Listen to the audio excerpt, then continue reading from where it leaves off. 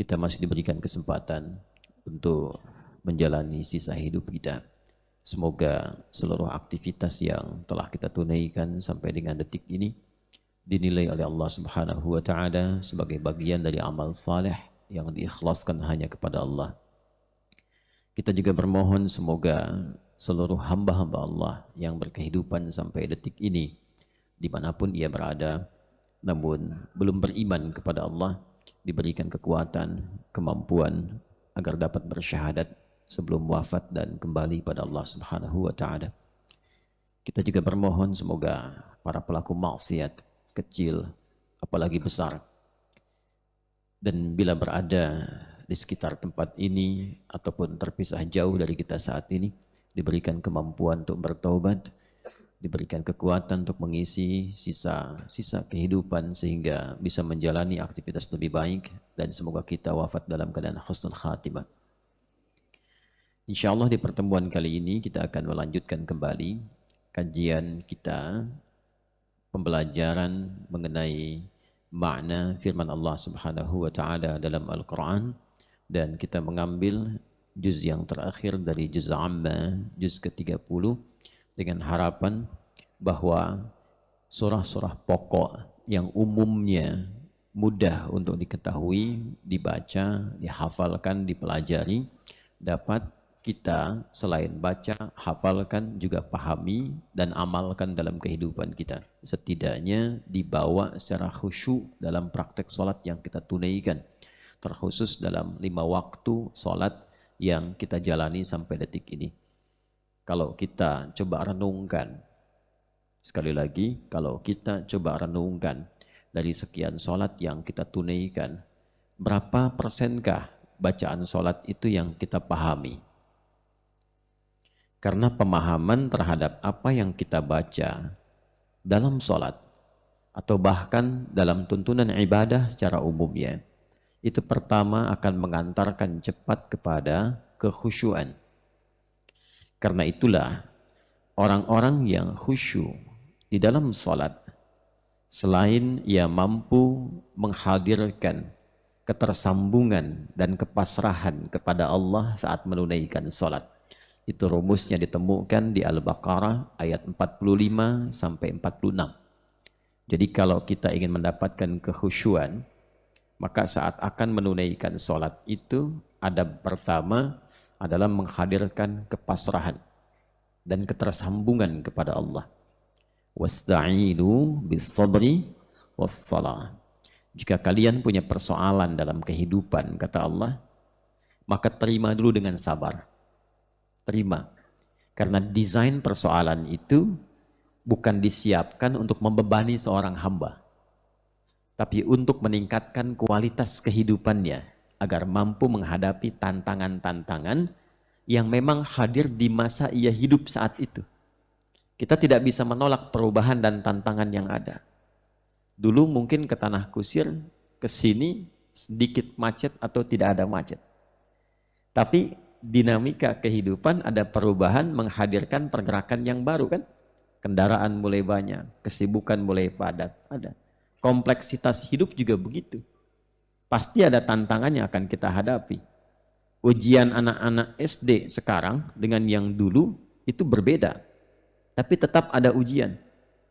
Dan ujian itu untuk meningkatkan kualitas sehingga ketika naik ke SMP, kualitas keilmuannya lebih tinggi dan bisa menghadapi berbagai persoalan yang dihadapi di tingkat berikutnya. Dan indahnya Allah ketika memberikan ujian, ini kaidah pertamanya, tidak akan pernah menguji seorang hamba di luar batas kemampuannya. Artinya seorang hamba diberikan ujian karena ia mampu. Ingat itu. Kalau tidak mampu, tidak akan diuji. Itu dasar di dalam Al-Baqarah di ayat 286. La yukallifullahu nafsan illa usaha. Tidak mungkin Allah menguji seorang hamba di luar batas kemampuannya. Artinya, kita merasakan seberat apapun ujian itu, ternyata Allah memandangnya memang kita yang mampu. Hei fulan, kamu yang mampu, Adi Hidayat tidak mampu. Karena mampu itu, maka diuji. Kalau tidak mampu, tidak akan diuji. Dan indahnya, setiap ujian selalu disandingkan dengan solusi. Dan solusi yang paling mudah. Dari setiap ujian yang sulit, desainnya itu ada solusi yang paling mudah. Kadang-kadang ternyata dengan senyuman selesai gitu. Ya. Nah, itu nanti ditemukan di Quran surah Al-Insyirah. Al-Insyirah itu sesuatu yang lapang, plong, tenang. Ya kan? Karena itu ketika beban hilangkan plong ya. Ya. Alam nashrah laka sadrak wa wada'na ka wizrak alladhi anqadha dhahrak. Gitu kan? Ada beban yang sangat luar biasa berat. Seperti ngangkat beban itu, kalau ada olahraga angkat beban, kan diangkat tapi semua terasa kan sampai ke kaki, ya. Tapi itu semua ditujukan untuk meningkatkan kualitas kita. Wa rafa'na laka dzikrak, untuk mengangkat supaya naik, supaya kualitas lebih tinggi lagi, ya. Tapi yang paling indah, perhatikan baik-baik. Inna ma'al usri yusra. Seberat apapun persoalan yang sedang kamu hadapi, selalu yusra. Ada solusi yang aku siapkan dengan penuh kemudahan. Usrun itu sesuatu yang dirasakan sepakat sulit. Ya. Padanannya nanti ada lagi kata lain untuk menunjukkan kesulitan. Sa'bun.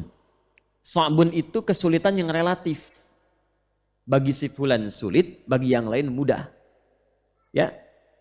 Bahasa Jepang mudah atau sulit? Oh, sulit ya bagi kita yang belum belajar. Ya? Orang Jepang kan mudah ya. Ya. Saya waktu ke Jepang anak kecil segini udah bisa bahasa Jepang tuh. Kecil ya.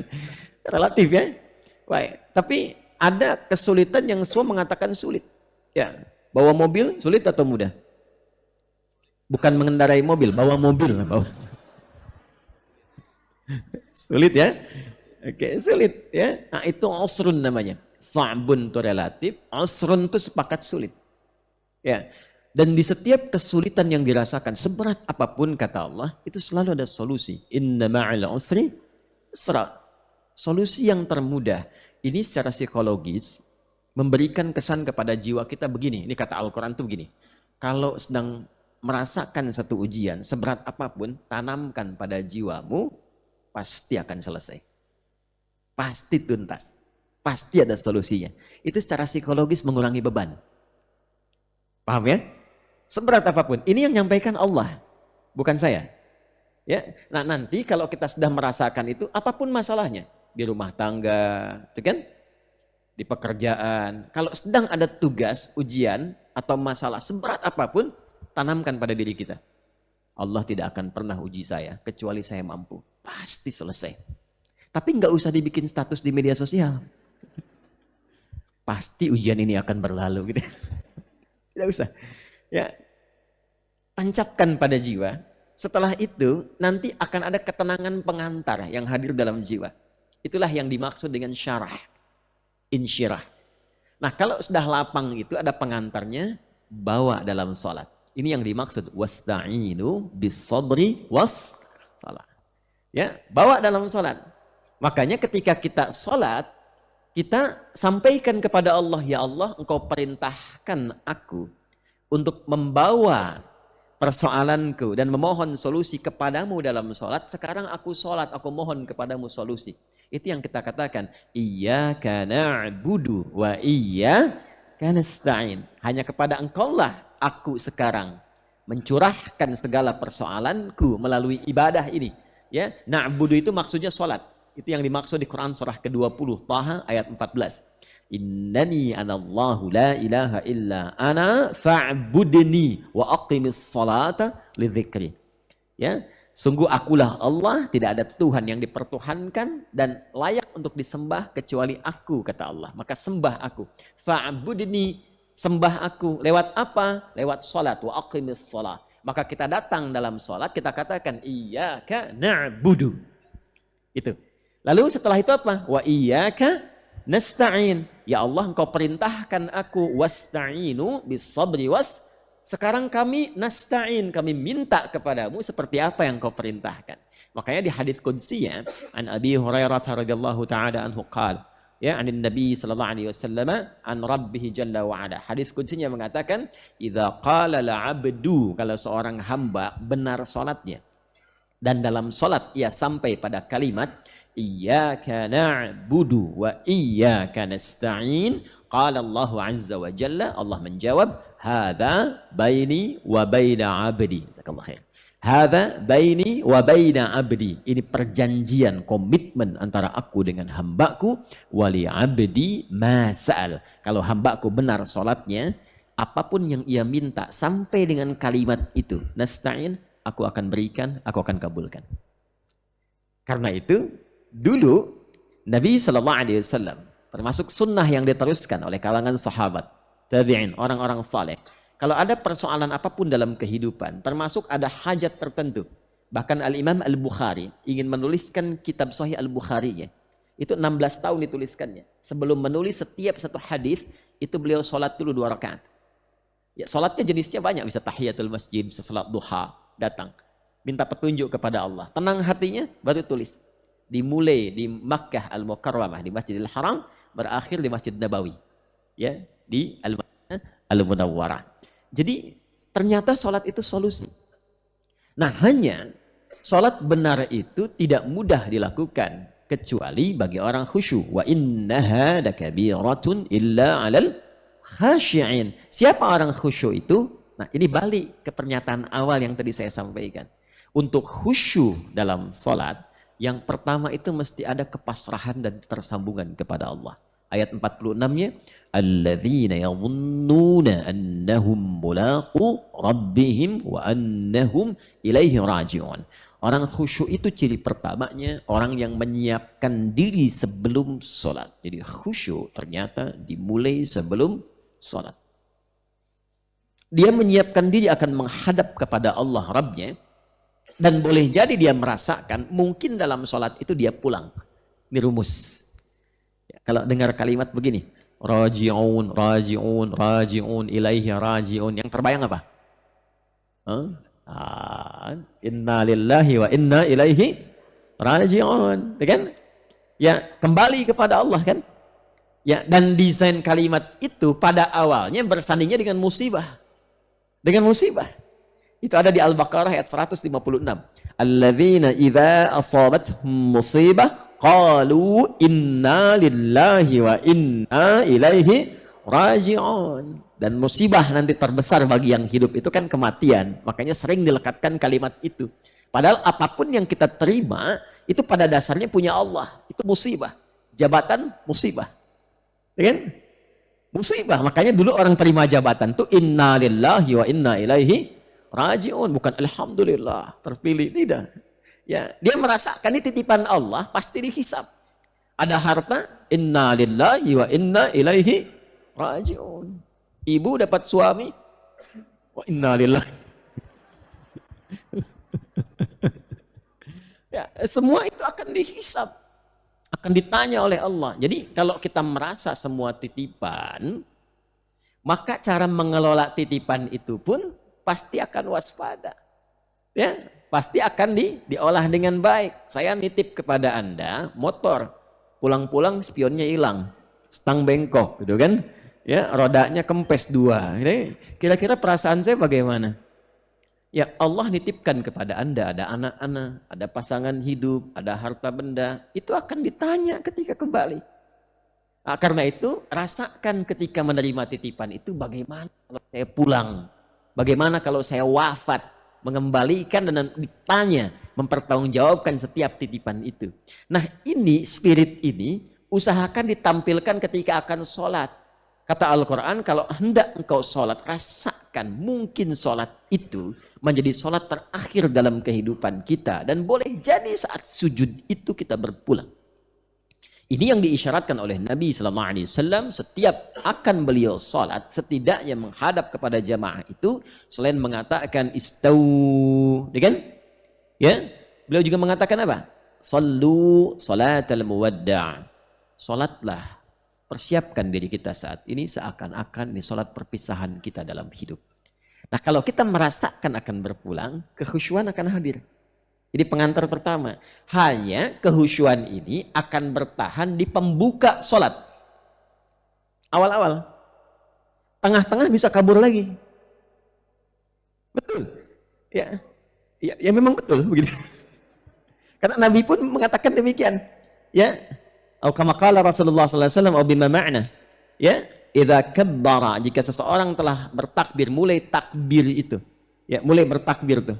Fayaqulu syaitanu, maka setan akan mulai berkata, uzkur kada, ingat ini ya, ingat itu ya.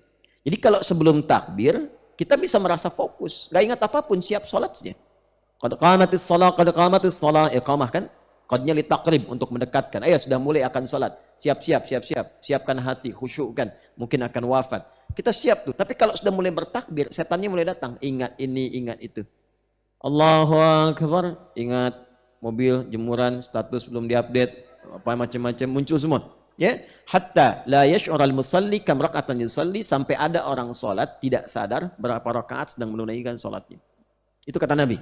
Kalau Nabi bersabda demikian pasti terjadi. Salat subuh tadi berapa rakaat? 2. Ada yang 3. Ibu tadi salat subuh? Kesiangan berarti, ya. Tadi dia subuh. Ya, ada yang 3, padahal cuma 2. Maka untuk bisa mengurangi itu dan bisa menepikan hal yang mengganggu supaya bisa fokus dalam sholat, salah satunya apa? Salah satunya adalah mencoba mempelajari, memahami bacaan-bacaan yang dibaca dalam sholat. Itu isyaratnya ada di Quran surah ke-29 ayat 45. Utlu ma uhiya ilaika minal kitab wa aqimis shalah. Sebelum Anda menunaikan sholat, kata Al-Quran, sebaiknya baca dulu, pahami dulu, lalu amalkan, praktekkan apa yang telah dipahami itu. Itulah sholat yang ideal. Tidak paham itu tidak berdosa, gugur kewajiban. Jadi kalau kita, bukan kita, kalau ada orang yang sholat, tidak mengerti, tidak paham apa yang dia baca, tapi dia benar secara fikih, dari takbir sampai dengan salam, itu menggugurkan kewajiban, tidak dosa. Kewajiban gugur, pahala ada. Hanya kekhusyuan belum tentu diraih sempurna, dan manfaat sholat dalam kehidupan belum tentu bisa didapat. Ya, apa di antara manfaat itu? Teruskan ayatnya. Innas sholata tanha 'anil fahsya wal munkar. Sholat yang benar, yang paham bacaan ini, yang mengerti tentang gerakan-gerakan kenapa mesti begitu, sehingga saking pahamnya ruku tuh terasa nikmat, sujud tuh enak gitu ya. Sampai banyak kisah dulu kita dapati, ada orang sedang sholat, anak panah lewat pun diam saja, ya kan? Ada kan yang demikian itu ya. Terus ada kisah yang sangat viral di antara seorang sahabat itu yang terkena duri di kakinya. Ketika akan dicabut tuh sebelum sholat tuh sakit, saking sakitnya tuh sulit untuk dicabut. Ada seorang mengatakan kawannya, tenang, saya tahu kapan waktunya itu dicabut. Ketika dia sedang sholat, baru kemudian dikeluarkan itu, durinya itu, dan tenang saja, tidak ada perubahan ekspresi bahkan di wajahnya. Ya. Kalau mau lebih dahsyat lagi, ya ada lagi, ini kisah nyata. Saya tidak menyampaikan sesuatu yang cerita yang aneh-aneh gitu ya. Ada kisah setelah itu, ada orang yang memang harus diamputasi bagian tubuhnya. Ya, dan dulu kan belum ada obat bius seperti sekarang. Ya. Sampai kemudian sulit, berat. Aku khawatir membuat dia kesakitan atau bahkan lebih daripada itu, bukan hanya pingsan, bisa lebih membahayakan. Tapi apa jawabnya? Dia sampaikan kepada dokternya, saya tahu kapan itu harus diamputasi. Lakukan ketika saya sholat. Katanya. Tidak ada perubahan sedikit pun di wajahnya. Gitu. Baru setelah salam, pingsan. Setelah salam, pingsan. Tapi itulah sholat orang-orang dulu, kualitasnya demikian. Jadi ia mengerti apa yang ia bacakan. Bahkan baru takbir pun sudah ada getaran pada jiwanya. Itu sudah takut. Saya kan dulu pernah ajarkan di sini kan. Jadi begitu tangan mengangkat itu begini, tangan mengangkat, ini kan ada ulama yang menyebutkan di Asrarus Salah, ada kitab namanya Asrarus Salah. Ada lagi Nadharat fi Ma'anis Salah. Di kitab-kitab dari kalangan salaf-salaf dulu, termasuk yang kontemporer, mengangkat begini itu sebenarnya ada 2 makna. Ya, satu, buang urusan dunia ke belakang. Jadi kalau mau sholat, dunia jangan bawa-bawa, buang ke belakang. Jangan dibawa. Yang membuat seseorang tidak khusyuk itu ketika sholat dunia masih dibawa. Itu poinnya. Yang kedua, kepasrahan kepada Allah. Pasrah. Ini yang dimaksud tadi, wa inna ilaihi rajiun. Begitu lisan mengucapkan Allahu Akbar, dunia kecil semua, hanya Allah sekarang yang agung. Ya, tapi itu secara hikmah, kalau paham makna, itu dalam ke hatinya. Ya Allah, aku berikrar Engkau yang paling agung, paling besar, paling hebat. Tapi bahkan sebelum sholat pun, kadang aku membawa kebesaran dalam kehidupan. Merasa lebih hebat dibanding orang lain. Ilmu yang paling tinggi, harta yang paling banyak, kedudukan yang paling berpangkat. Itu hal demikian. Dan pada saat yang sama merasakan bagaimana aku kalau diwafatkan dalam keadaan sombong dan agung itu. Muncullah kepasrahan. Disitulah kemudian dia berkata, Allahumma ba'id baini wa baina khataya. Ya kecilnya pengakuan. Itu kalau paham itu begitu. Ya Allah, aku akui, aku tuh banyak dosanya. Ya. Namun aku menyadari, Engkau pemaaf yang tiada batas bagi rahmatmu. Maka aku mohon ya Allah, pisahkan aku dan jauhkan dari kesalahan yang aku perbuat. Seperti Engkau jauhkan timur dan barat yang tidak pernah menyatu. Jangan buka itu lagi di hari kiamat. Aku taubat sekarang. Kalau di hari kiamat dikatakan, "Faman ya'mal mithqala dzarratin khairan yarah wa may ya'mal mithqala dzarratin syarran yarah." Yang kecil sekecil apapun dibuka, baik ataupun buruk. Allahumma naqqini minal khataaya kama yunaqqa thawbul abyadu minad danas. Allahumma ighsilhu bil ma'i wal thalji wal barat. Kalau perlu ya Allah, bersihkan dengan apapun yang mampu menghilangkannya, sekaligus sekalipun aku mesti merasakan dengan sesuatu yang dingin ataupun sesuatu yang berkonsekuensi lebih daripada itu. Yang penting aku taubat. Itu baru takdir. Apalagi itu dibawa dalam sujud. Nikmat. Saking nikmatnya kadang-kadang tak sadar tiba ajal dan dia wafat dalam keadaan sujudnya. Nah, itulah yang dimaksud kehusyuan. Ketika itu dipahami dengan baik. Nah, pengantar kepada kehusyuan itu adalah memahami kurikulum kehidupan yang petunjuknya terdapat dalam Al-Quran. Jadi Quran diturunkan itu bukan sekedar untuk dibaca, tapi kurikulum hidup untuk dipraktekkan. Mustahil mempraktekkan petunjuk itu kalau kita tidak memahaminya. Karena itu, sejak Quran diturunkan di bulan mulia, di waktu mulia, dan semua kemuliaan itu menyebar kepada siapapun yang ingin memuliakan Quran, maka Allah menyampaikan syahrul ramadhan alladzi unzila fihi al-Qur'anu hudal linnas. Kata Allah, diturunkan Al-Quran di waktu, kesempatan, dan segala yang mulia untuk memberikan kesan bahwa di situ ada kurikulum hidup terhebat dan termulia serta istimewa. Saking istimewanya tidak diturunkan kecuali di waktu yang istimewa, melalui malaikat yang istimewa, melalui rasul yang istimewa, dan siapapun yang mengamalkan isi Quran itu, maka dia akan menjadi pribadi yang istimewa di sisi Allah Subhanahu wa taala. Ini yang disampaikan Nabi, ahlul Qur'ani ahlullahi wa khassatuh. Orang-orang yang mau mengaji Quran itu dan mengamalkan serta menjadi ahlinya, maka ia akan menjadi orang spesial di sisi Allah Subhanahu wa taala. Maka bersabda Nabi sallallahu alaihi wasallam dari hadis yang diriwayatkan oleh Abu Abdurrahman As-Sulami, tersambung nanti ke Uthman bin Affan radhiyallahu taala anhu, qala Rasulullah sallallahu alaihi wasallam, khairukum man ta'allama al-Qur'ana wa 'allamah. Akan jadi orang terbaik orang yang mau belajar Quran dengan sabar, lalu ia mengamalkan itu sebagai kurikulum hidupnya. Saya katakan, beruntung dan berbahagia kita di antara sekian orang yang berkehidupan di hari ini, di pagi ini, Bapak Ibu yang terpilih untuk mempelajari Al-Quran di hari ini. Maka rasakan, boleh jadi panggilan hati kita yang hadir saat ini, itu adalah cinta Allah kepada kita yang menginginkan kita semua berubah menjadi lebih baik. Okay? Dan tidak cukup dengan amin, kita harus mulai pembelajaran kita, karena ini baru muqaddimah yang saya sampaikan. Saya tutup muqaddimahnya dengan sabda Nabi SAW yang tercantum dalam Sahih Al-Bukhari di Kitab Al-Ilmi an Muawiyah radhiyallahu ta'ala anhu qala Rasulullah SAW may yuridillahu bihi khaira yufaqihu fid din. Kalau seorang hamba, siapapun dia, Allah enggak pandang jabatannya, hartanya, ilmunya, status sosialnya. Kalau sudah diinginkan oleh Allah menjadi orang baik, maka akan dibimbing oleh Allah untuk datang ke majelis ilmu dan mempelajari dengan serius apa yang akan dikaji. Baik, mari kita mulai. Kita akan lanjutkan kembali pembahasan surah An-Naba. Bismillahirrahmanirrahim. Surah An-Naba. Sebelum kita memulai, saya ingin bertanya, kemudian memperkenalkan serta memastikan terlebih dahulu. Surah An-Naba, surah urutan keberapa di mushaf? 78. Berapa jumlah ayatnya? Baik. Diturunkannya itu sebelum hijrah atau setelah hijrah? Sebelum hijrah. Kalau sebelum hijrah, Makkiyah atau Madaniyah? Makkiyah. Alhamdulillah. Kemarin kita sudah bacakan berapa ayat? 5 ayat. Sudah dites sebelum masuk tadi.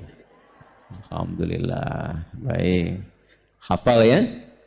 Karena saya ingin pastikan bacaan benar, paham benar, lalu amalkan. Kalau ingin awet, gini, setiap sholat, sunnah khususnya, pakai yang telah kita hafalkan itu. Akan terbawa terus. Itu metode sahabat Nabi dan generasi setelahnya begitu. Yang paling viral dalam hadis, periwayat hadis-hadis Quran itu ada namanya Abu Abdurrahman As-Sulami. Jadi jalur-jalur menghafal Quran itu rata-rata dari beliau. Kata beliau, akhadtul Qur'ana an qaumin atau an aqwamin. Saya itu belajar Quran bukan dari 1-2 orang, dari banyak sahabat, banyak kelompok-kelompok sahabat. Ternyata semua metodenya sama. Jadi kalau sedang talaqi itu tidak diperkenankan banyak-banyak. Paling banyak kata beliau 10 dulu. Setelah 10 bacaannya benar, setelah itu dicoba untuk diamalkan dulu. Diamalkan. Nanti kalau sudah merasakan kenikmatan ayatnya, sudah mempraktekkan dalam kehidupan, menjadi Quran yang berjalan, baru kami diperkenankan meneruskan kembali kepada ayat berikutnya. Jadi kami belajar Quran, fata'allamnal Qur'ana, kami belajar Quran sekaligus qira'atan wa amalan, bacaan dan prakteknya secara langsung. Nah, mempraktekkan bacaan itu paling gampang metodenya dibawa dalam sholat sunnah. Ya, kalau sedang tidak bermakmum di masjid misalnya, kan imam punya bacaan sendiri. Nah, pakai itu aja nggak apa-apa, bukan aib kok. Bahkan ada sahabat yang hobinya itu kul huwallah saja. Betul. Kalau tarawih pernah nggak hadir di satu masjid yang rakaat keduanya kul huwallah terus? Ada, ya. Nah, itu jangan banyak disoal karena sanadnya ada dalam hadis. Yang disoal itu kalau bacaannya mungkin ya tidak terlampau tartil misalnya, tapi sanad itu ada. Ada seorang sahabat yang diadukan oleh sahabat lain karena bosan. Ya, apa bosannya? Setiap rakaat kedua, kulullah lagi, kulullah lagi, kulullah lagi, kulullah lagi. Ya, rakaat ini kulullah, selanjutnya kulullah, selanjutnya kulullah. Dia diadukan ke Nabi, dipanggil, diklarifikasi. Nabi begitu tuh, tidak menghukumi kecuali jelas pembuktiannya. Kenapa engkau baca kulullah terus di setiap rakaat kedua? Ini kawanmu ngadu gitu. Itu imam waktu itu. Kata beliau, karena aku mencintai Allah dan mencintai semua sifat-sifat keagungan terkait Allah yang ada dalam surah itu. Maka turun berita kepada Nabi, Nabi mengatakan, Allah menyampaikan kepadaku untuk diteruskan kepadamu bahwa engkau mencintai Allah, Allah pun mencintaimu. Itu sanadnya. Tapi jangan jadikan alasan untuk mengurangi bacaan ayat ya, karena Nabi pun mempraktekkan lebih daripada itu. Artinya baca qul huwallah aja kalau benar dicintai Allah, apalagi baca Al-Baqarah. Paham ya? Baik. Nah, jadi saya inginkan begini, kalaupun kita baca kemarin 5 ayat, setelah itu salat sunnah itu aja dulu baca. Teknya begitu. Kami kalau ngajarkan hafalan ke anak-anak begitu. Jadi dari 5 bagi 2, 3 rakaat pertama, 2 rakaat kedua. Terus, nggak apa-apa, nggak usah bosen. Sampai nanti selesai seharian, nanti ayatnya itu meresap dalam jiwa kita. Kayak Al-Fatihah. Saya tuh kalau mengajarkan Quran hafalan lancar, seperti Al-Fatihah. Nggak gitu. Ya. Setelah Ar-Rahman Ar-Rahim apa? Maliki Yaumiddin. Setelah Iyyaka na'budu wa iyyaka nasta'in. Sebelum Alhamdulillahi Rabbil Alamin. Nah, seperti itu. Langsung keluar. Itu kan karena terus dibaca. Ya, coba saya tanya lagi. Setelah nun wal qalami wa ma yasturun, karena jarang dibaca. Jadi kalau kita bawa terus praktekkan nanti meresap dan otomatis Qur'annya ada dalam jiwa kita dan membimbing kita untuk beraktivitas. Ya, jadi kita mulai dulu dengan 5 ayat tadi, kita bacakan lagi, kemudian setelah itu kita teruskan tafsirnya melanjutkan dari apa yang kemarin telah kita bahas. أعوذ بالله من الشيطان الرجيم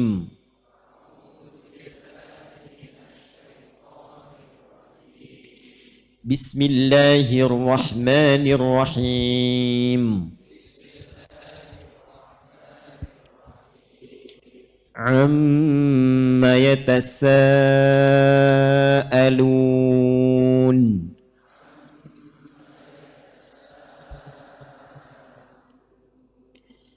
عن النبأ العظيم. Bukan ajim, azim. Anin naba'il azim.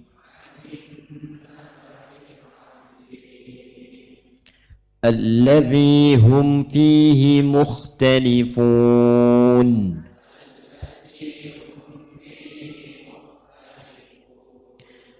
Kalla saya'lamun.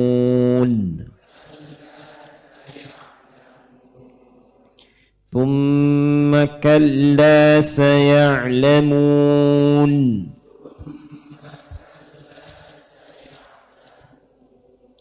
ثم كلا سيعلمون.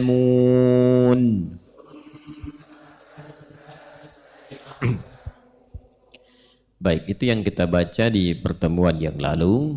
Saya sinopsiskan sejenak bahwa di era-era awal turunnya Al-Quran kepada Rasulullah SAW di periode Mekah sebelum Nabi Hijrah, maka turunnya Quran ini menjadi berita viral di kalangan masyarakat pada saat itu, karena memang belum pernah ada ayat-ayat, kalimat-kalimat yang desainnya seperti Al-Quran, indah bacaannya, terukur setiap kalimatnya, maknanya dalam, dan mengalahkan bait-bait syair yang memang mereka pakar di bidangnya.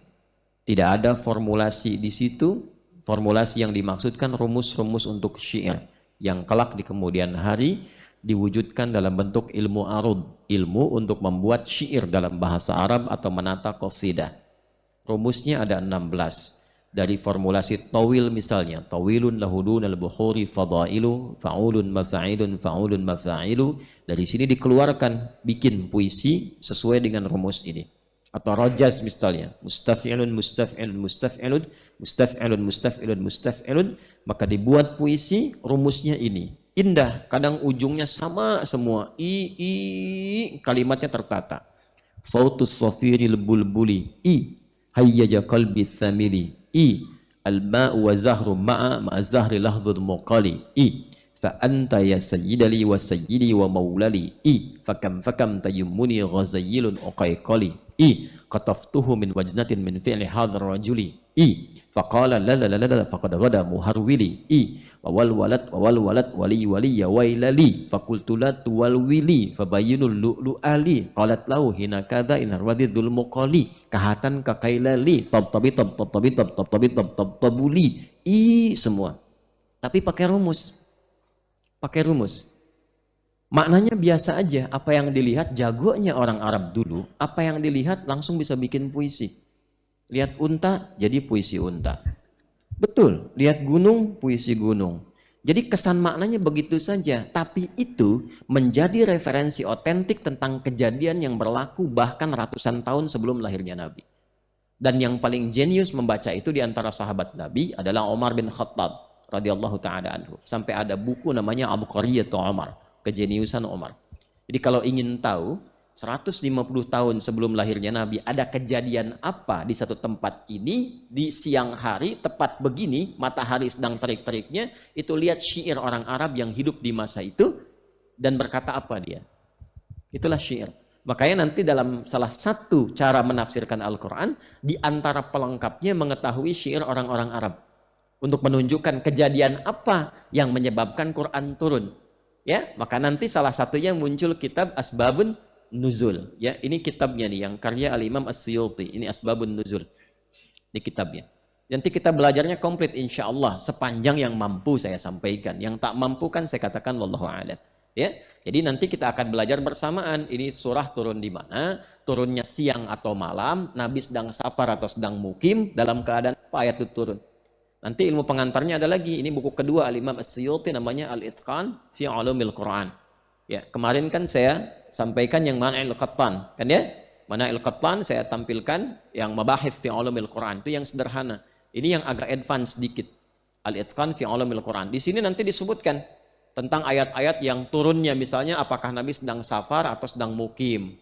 Makanya nanti kalau kita paham tentang ayat-ayat itu, kita tahu bagaimana kalau sedang safar, baca ayatnya apa, kapan boleh mengqasar, kapan kemudian boleh dijama, dalam situasi bagaimana. Ya, lalu kita akan tahu ayatnya turun siang atau malam. Malamnya sedang malam dingin atau malam-malam biasa, ada badai atau tidak. Makanya nanti jangan aneh kalau ada orang misalnya nggak perjalanan tapi bisa jama'. Ada nanti fikih maliki. Nah, kita bisa paham itu. Nanti dibawanya kemana? Dalam profesi. Seorang dokter mau operasi misalnya.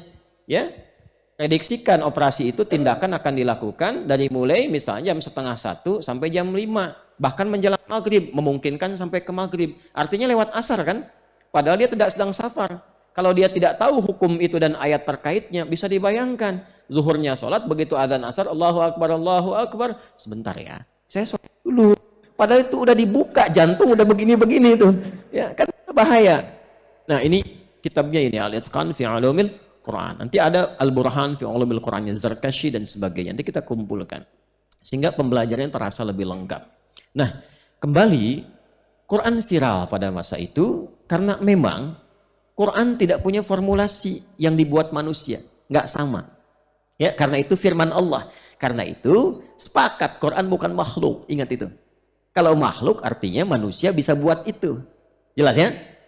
Makhluk artinya apa? Manusia bisa buat itu. Makhluk yang dimaksudkan maksudnya karya yang dibuat, ya, yang diciptakan, dibuat, produk manusia itu maksudnya. Karena orang Arab pun pada masa itu yang pakar di bidang bahasa Arab dan sastra mengakui bahwa ini beda. Tapi menariknya Quran itu tata bahasanya indah, semua. Wadduha wal-laili idza ma wadda'aka rabbuka wa ma walal akhiratu khairul laka minal semua. Tapi dicari rumusnya nggak ada. Makanya bingung mereka, langsung viral seketika di kalangan masyarakat. Ini kok nggak sama seperti pakar-pakar yang buat, seperti yang viral di masa mereka itu. Akhirnya dicari, dan menariknya dibaca dengan dialek apapun sempurna juga. Di Arab itu dialeknya banyak.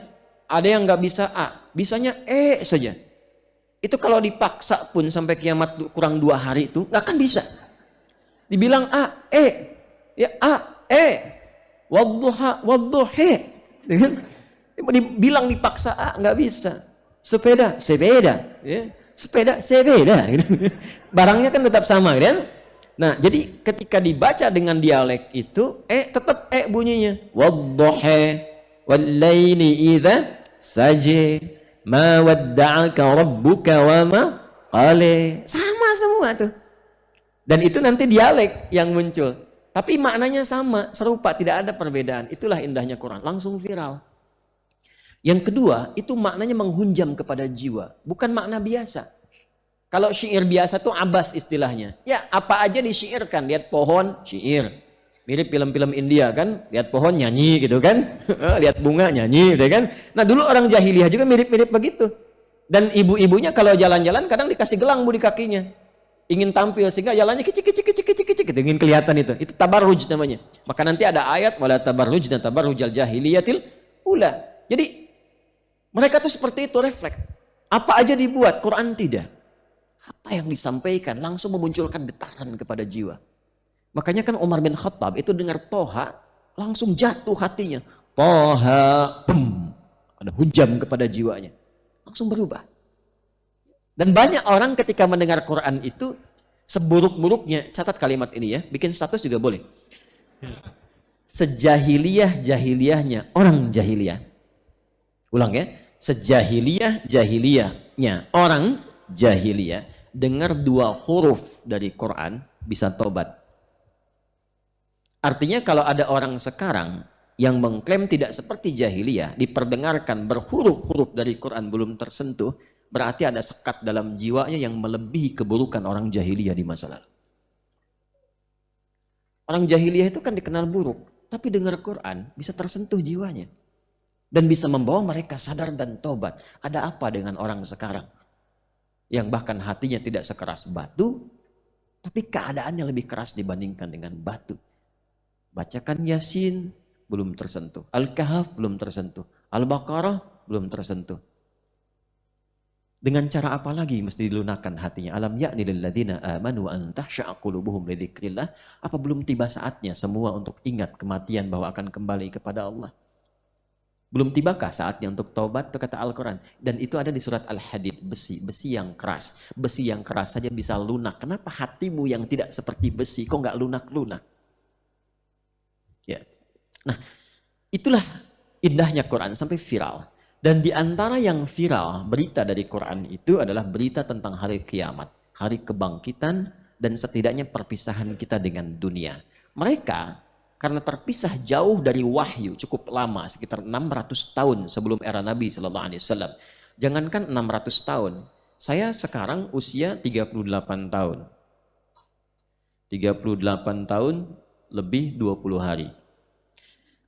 Ya, saya urut ke belakang, saya lahir hari Selasa, 11 September 1984. Sampai dengan sekarang berarti usia saya 38 tahun lebih 20 hari. Tarik 10 tahun ke belakang, 10 tahun ke belakang, kalau kita lihat, sudah ada perbedaan kan dengan sekarang? Ya? 10 tahun ke belakang ada Google enggak? Kendaraan seperti sekarang tidak? Tidak. Kita masih bisa menikmati pemandangan yang bagus-bagus, kan? Alam dan sebagainya. Interaksi bisa langsung, masih kenal, tahu, serta dengar siapa yang wafat di 3 bukit ke belakang. Apalagi 20 tahun ke belakang. Ya? Tarik. Tapi perubahannya begitu cepat. Kekinian sudah mulai lupa dengan tetangga. Sudah mulai lupa dengan kawan. Sudah mulai lupa dengan perhatian. Itu baru jarak 10-20 tahun. Apalagi 600 tahun. Sudah mulai lupa dengan petunjuk Nabi Isa alaihissalam sebelumnya. Sudah mulai lupa dengan petunjuk ke Nabi Musa alaihissalam sebelumnya. Sudah mulai lupa dengan petunjuk Nabi Ibrahim alaihissalam sebelumnya. Padahal beliau itu ya melahirkan anak nanti Nabi Ismail alaihissalam yang berkehidupannya di situ, meninggikan bangunan Ka'bah di situ, mewariskan di situ, tapi lupa. Dan problemnya kalau sudah lupa itu suka tidak ingat, itu masalahnya. Betul ya? Ya. Maka diturunkan Rasul untuk mengingatkan, basyira wa nadhira, memberikan kabar baik sekaligus mengingatkan. Ingat loh, kamu itu akan pulang. Ingat, kamu akan meninggal. Ingat, kamu akan wafat. Ya, nah orang-orang pada masa itu tahu akan meninggal, tapi tidak sadar apakah ada kehidupan setelah meninggal atau tidak. Maka di antara ayat yang Quran itu, ya yang turun itu di Al-Quran, ada ayat-ayat yang mengingatkan tentang kehidupan setelah kematian. Dan berbahagianya kita sebagai Muslim, berbahagia, mesti bersyukur.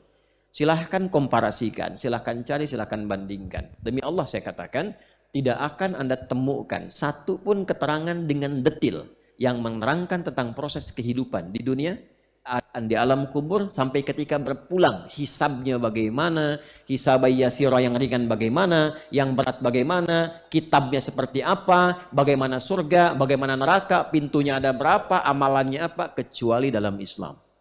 Ini menunjukkan benarnya ajaran dalam Islam. Dan siapa yang bisa menerangkan itu selain pembuatnya, selain penciptanya? Ya, kalau Anda pembuat pesawat, Anda bisa menerangkan pesawat dengan detil. Kalau Anda pembuat mobil, Anda bisa menerangkan semua unsurnya dengan detil. Kalau Anda pencipta semesta, Anda bisa terangkan dengan detil. Nah, inilah wujud nyata kebenaran Al-Quran. Detil diterangkan tentang kehidupan kita. Ini menunjukkan tidak mungkin ada yang menyampaikan informasi itu kecuali penciptanya, kecuali pembuatnya. Nah, ini yang seharusnya membuat kita lebih yakin dengan hidup. Bahwa apa yang kita lakukan ini ada aturannya. Apa yang kita kerjakan itu ada petunjuknya. Dan kita mesti yakin. Ya, kalau kita memang yakin dengan keadaan pencipta dengan segala rupa, kita pun mesti yakin bahwa satu saat kita pulang. Dan itu ditunjukkan. Sebelum ke sini kan lewat tempat pulang kan. Ada kuburan tanah kusir kan. Ya kan? Harap-harap bisa ke tanah suci, ternyata ke tanah kusir kan. Ya. Berarti satu saat akan pulang kan. Nah, sekarang saya mau bikin gambar begini. Ya. Skemanya begini. Sekarang kita ada di mana? Ya, di Masjid An-Nur ya, Tanah Kusir. Di bumi, di dunia kan? Masih ingat, bumi itu tempatnya. Al-Ard. Al-Ard itu pada asalnya setiap tempat yang dipijak sebetulnya. Ard. Fokus. Sifatnya disebut dengan dunia. Dunia itu sifatnya. Ya. Ad-dunya.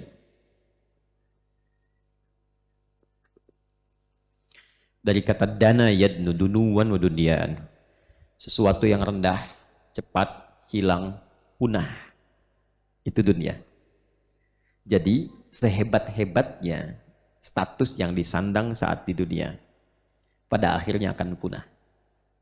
Kalau bukan dunia meninggalkan kita, kita yang meninggalkan dunia. Dan semua sifat yang ada di dunia itu pasti akan rusak. Fana sifatnya. Itu ada gelas.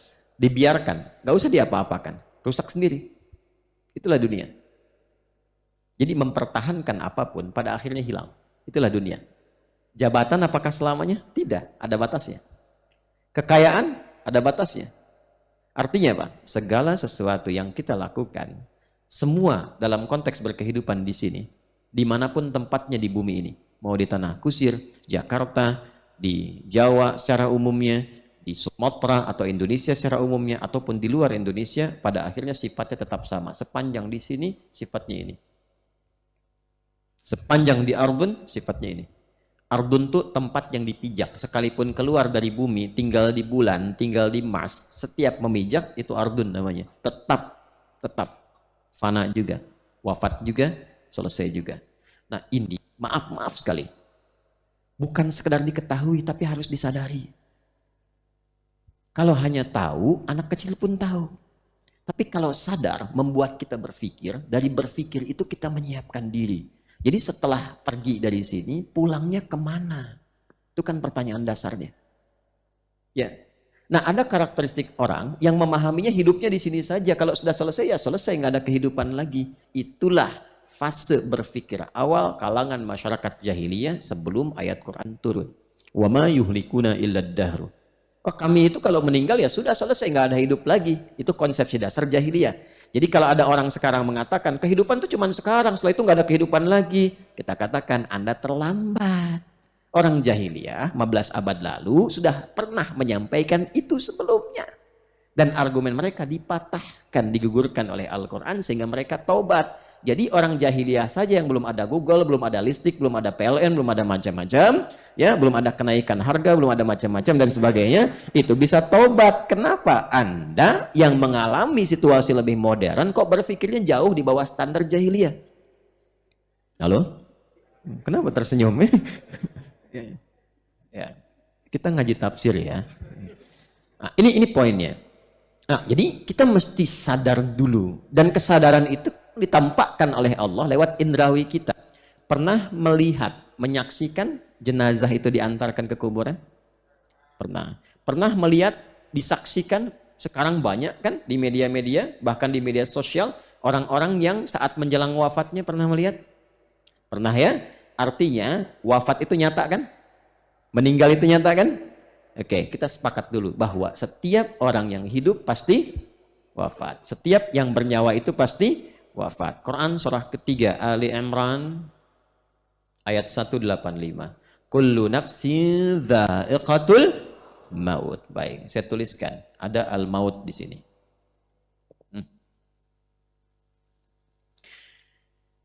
Maut itu kematian. Mati itu dari bahasa Arab.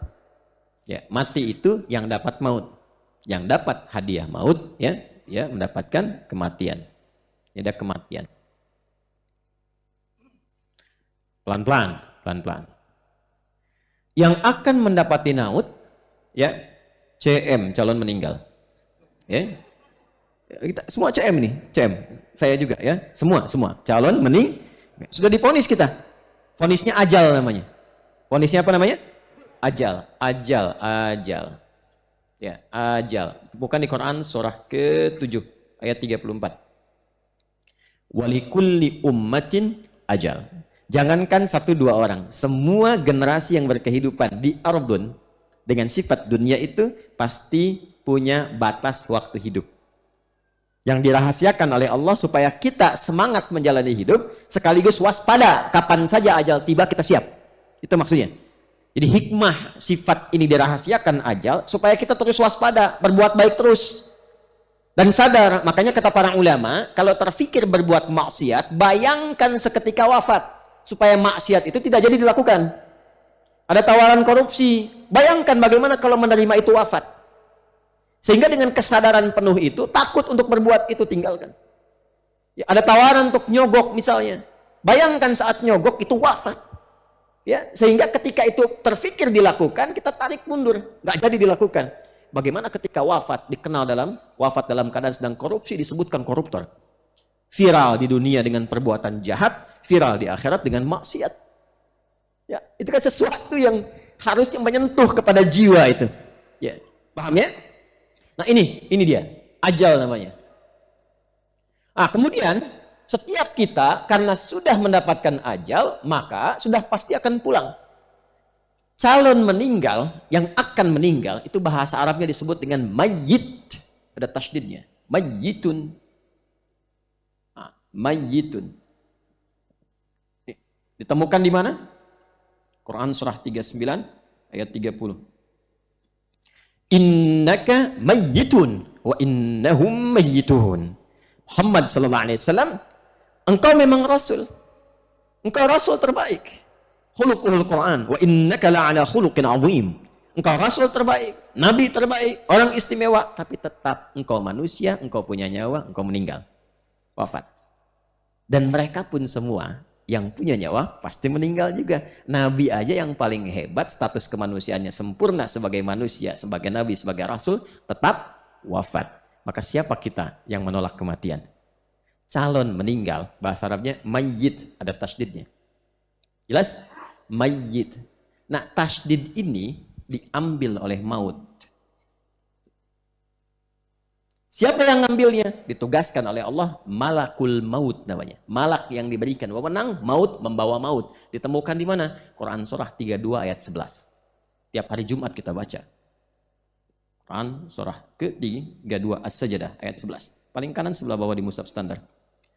Qul yatawaffakum malakul mautil ladzi wukkila bikum. Muhammad SAW viralkan kepada orang yang sering bertanya, siapa yang membawa maut? Katakan, aku berikan kewenangan pada satu makhluk, malakul maut namanya. Yang sering dikenal dengan Ezra, malakul maut. Malaikat yang diberi kewenangan membawa maut. Tuh, Quran tuh indahnya begitu. Semua dijelasin, nggak ada yang nggak ada ayat. Nanti ayat memberikan petunjuk umum, hadis mendetilkan. Di mana ditemukan yang begitu? Kalau bukan pencipta kita, mustahil bisa menerangkan ini dengan sempurna. Ya, ini satu bukti kebenaran Quran. Lalu ke sini diambil nih, ambil tasdidnya, syiddah, ambil. Kalau ini diambil harakat, ini secara bahasa pun, saya kan jurusannya juga fikih lughah di bahasa. Untuk mendalami Quran, makanya disertasi saya ini salah satunya tentang analisis bahasa terhadap bahasa Quran dari tafsirnya Ibnu Ashur. Saya menganalisis 30 jilid dari semua Quran 30 juz. Ya, nah mudah-mudahan sebentar lagi akan diujikan. Itu yang salah satu disertasi yang kami tuliskan. Nah, yang paling menarik adalah dari segi bahasa pun indah, ada mukjizatnya. Diambil tasydidnya, maka tinggal sukun tuh. Jadi mayit. Mayitun. Apa bedanya dengan yang ini? Kalau mayyitun masih hidup, cobaan akan wafat. Kalau yang ini sudah wafat, disebutnya mayit. Kalau dibawa ke keranda, diangkat jadi jenazah. Paham di sini? Nah, jadi di sini ada maut, di sini ada mayit, di sini ada mayit. Kalau sudah bulatan di atasnya begini, berarti sudah meninggal. Oke, di film-film kartun dulu kan, Son Goku, Son Gohan, Piccolo, apa gitu kan? Kalau sudah di Kamehameha, mati ada bulatan di atasnya, gitu kan?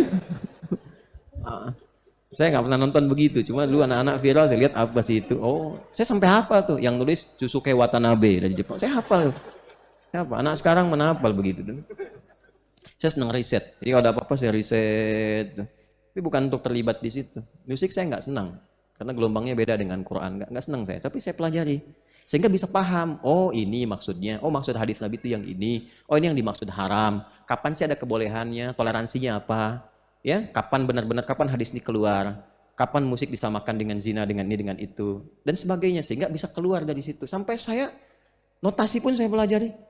C D F G A B C G A B C D F G D F G A B C D A B C D F G A F G A B C D E B C D F G A B C D B C D F G A hafal saya. Ya, apakah Ustadz bisa megang gitar? Bisa. Main? Tidak. Megang aja kan bisa megang. Tidak. Saya nggak bisa, gitar nggak bisa, piano nggak bisa, karena memang bukan di situ dunianya dan memang nggak suka gitu ya. Tapi nggak suka tuh bukan berarti ini, tidak, maksudnya bukan di situ gitu passionnya. Karena chemistry-nya dengan Quran agak beda gelombangnya, dia nggak bisa gitu. Tapi tahu ya tahu. Kalau mau ditanya apa aja, insya Allah gitu. Sepanjang tahu ya saya jawab. Ini poinnya. Jadi singkatnya meninggal. Singkatnya begitu. Nah pertanyaannya begini. Ini kalau wafat pindah kemana? Cari deh.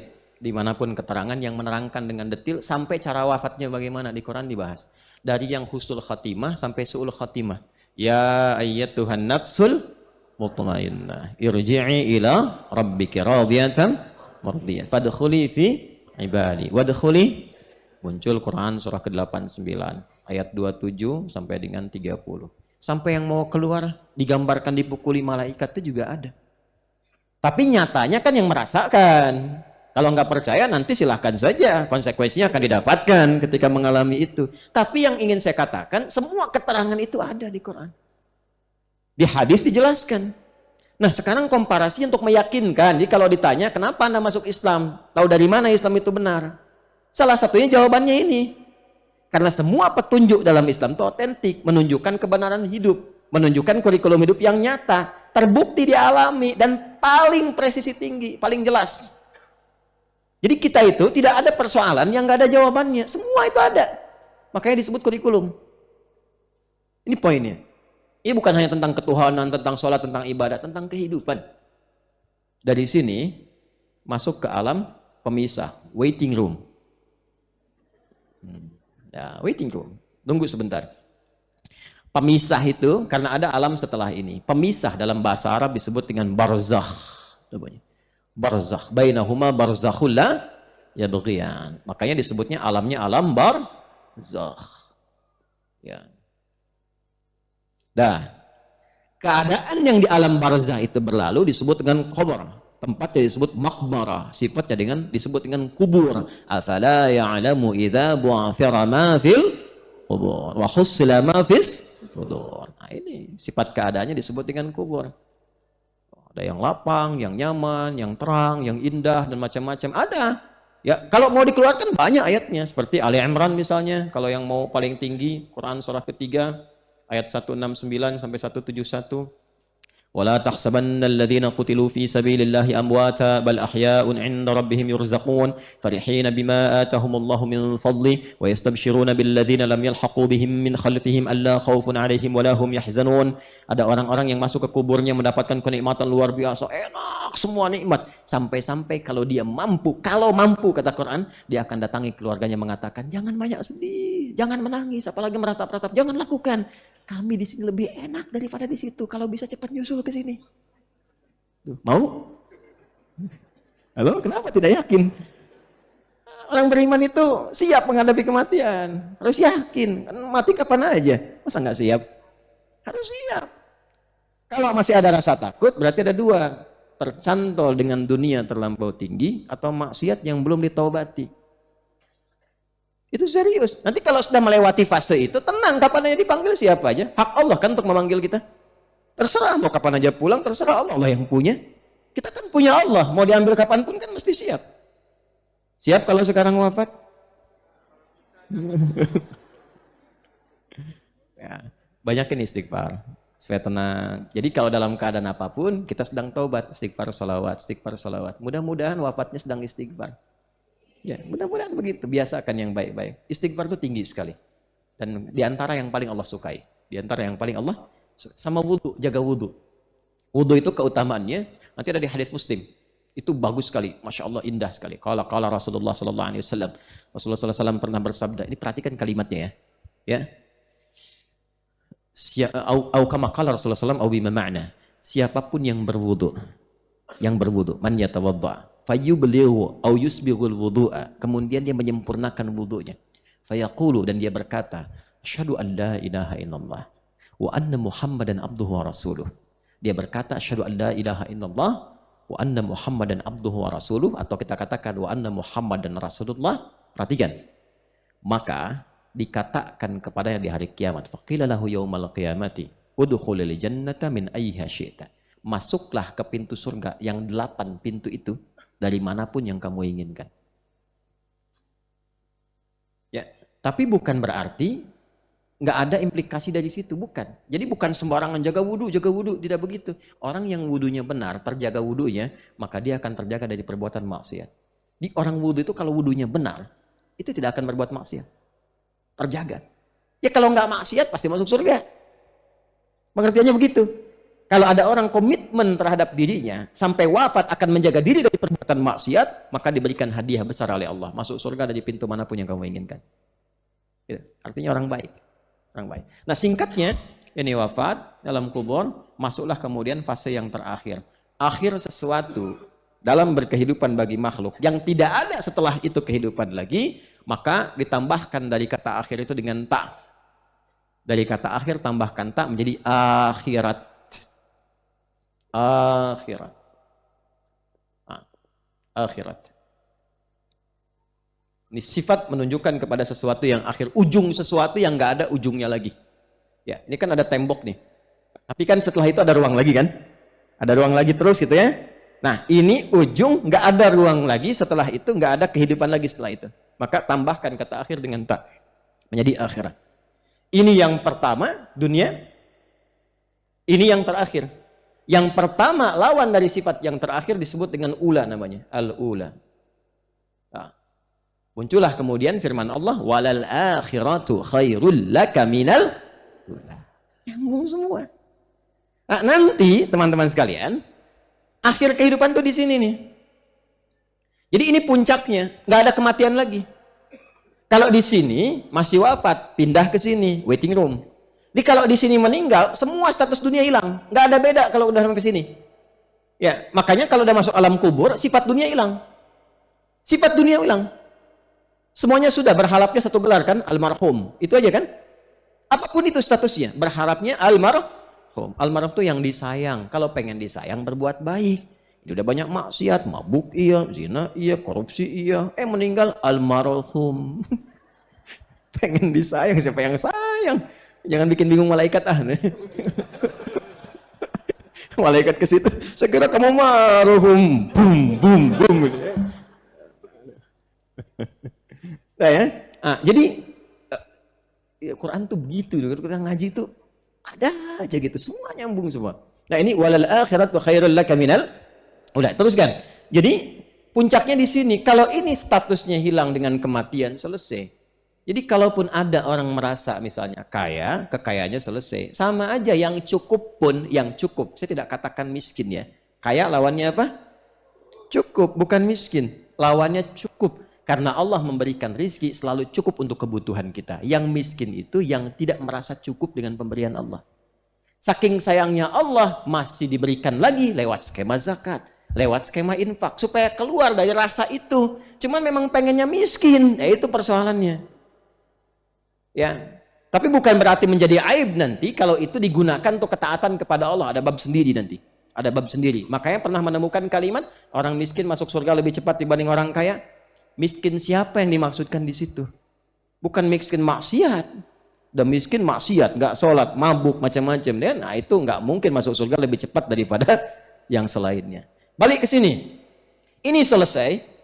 Ini nunggu. Puncaknya sampai sini. Maaf. Tidak ada status lagi kecuali bekal kesolehan yang dibawa. Jadi kalau di sini fakir, fakir selamanya. Kalau kaya, kaya selamanya. Karena sifatnya selamanya, maka disebut dengan abadi. Sifat keabadian yang melekat kepada makhluk disebut dengan khalidun. Dari kata khalada yakhludu, jamaknya khalidun. Dinasabkan untuk menguatkan kepada jiwa dengan nasab pakai jar, tancapkan pada jiwamu, maka berubah dengan dia khalidin. Makanya sering kita dengar di Quran khalidina fiha. Sifat ini. Kalau Allah baqa, bukan khalada. Khalid itu untuk makhluk. Kalau bagi Allah, baqa. Wujud, kidam, baqa. Bukan khalid. Khalid untuk makhluk. Jelas ya? Nah, yang ingin saya katakan adalah, kita mesti sadar bahwa kita akan pulang. Nah, ini di era jahiliyah, belum ada pengetahuan ini. Tahunya setelah meninggal selesai hidup. Turunlah ayat Quran menjelaskan tentang ini semua, tentang surga, tentang neraka, tentang ini, tentang itu, tentang kubur dan sebagainya. Viral. Viral. Dari viral itu ada sebagian orang yang masih tetap ingkar, tetap nyoal tanpa argumentasi. Maka ditekankan di ayat keempat dan kelima, kalla saya'lamun. Thumma kalla, karena banyak diskusi dan sebagainya, viral, banyak diskusi, banyak menentang, ada yang yakin, ada yang ragu-ragu, maka berbeda pendapat.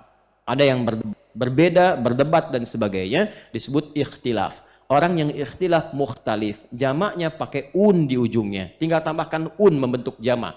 Muslim satu orang, muslimah perempuan satu orang, jamakkan muslimun.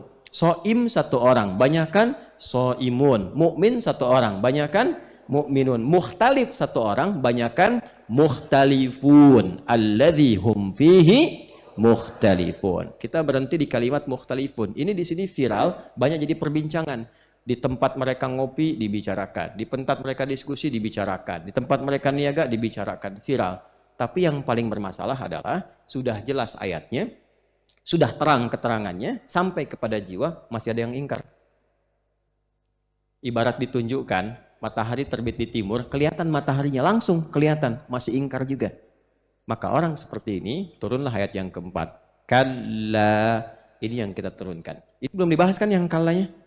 Baru makna umum kan? Nah, kita masuk kepada ayat yang keempat. Nah, ini yang mau kita kaji sekarang. Di sini materi pokoknya. Yang tadi mukadimah kedua. Ini baru kita ngaji nih. Ya. Kalla. Kalla. Saya tuliskan 4. Kalla saya'lamun. Yang sebelumnya, tafsir sebelumnya silahkan dilihat di episode sebelumnya. Yang ini kita masuk ke 4 dan 5. Tsumma kalla saya'lamun.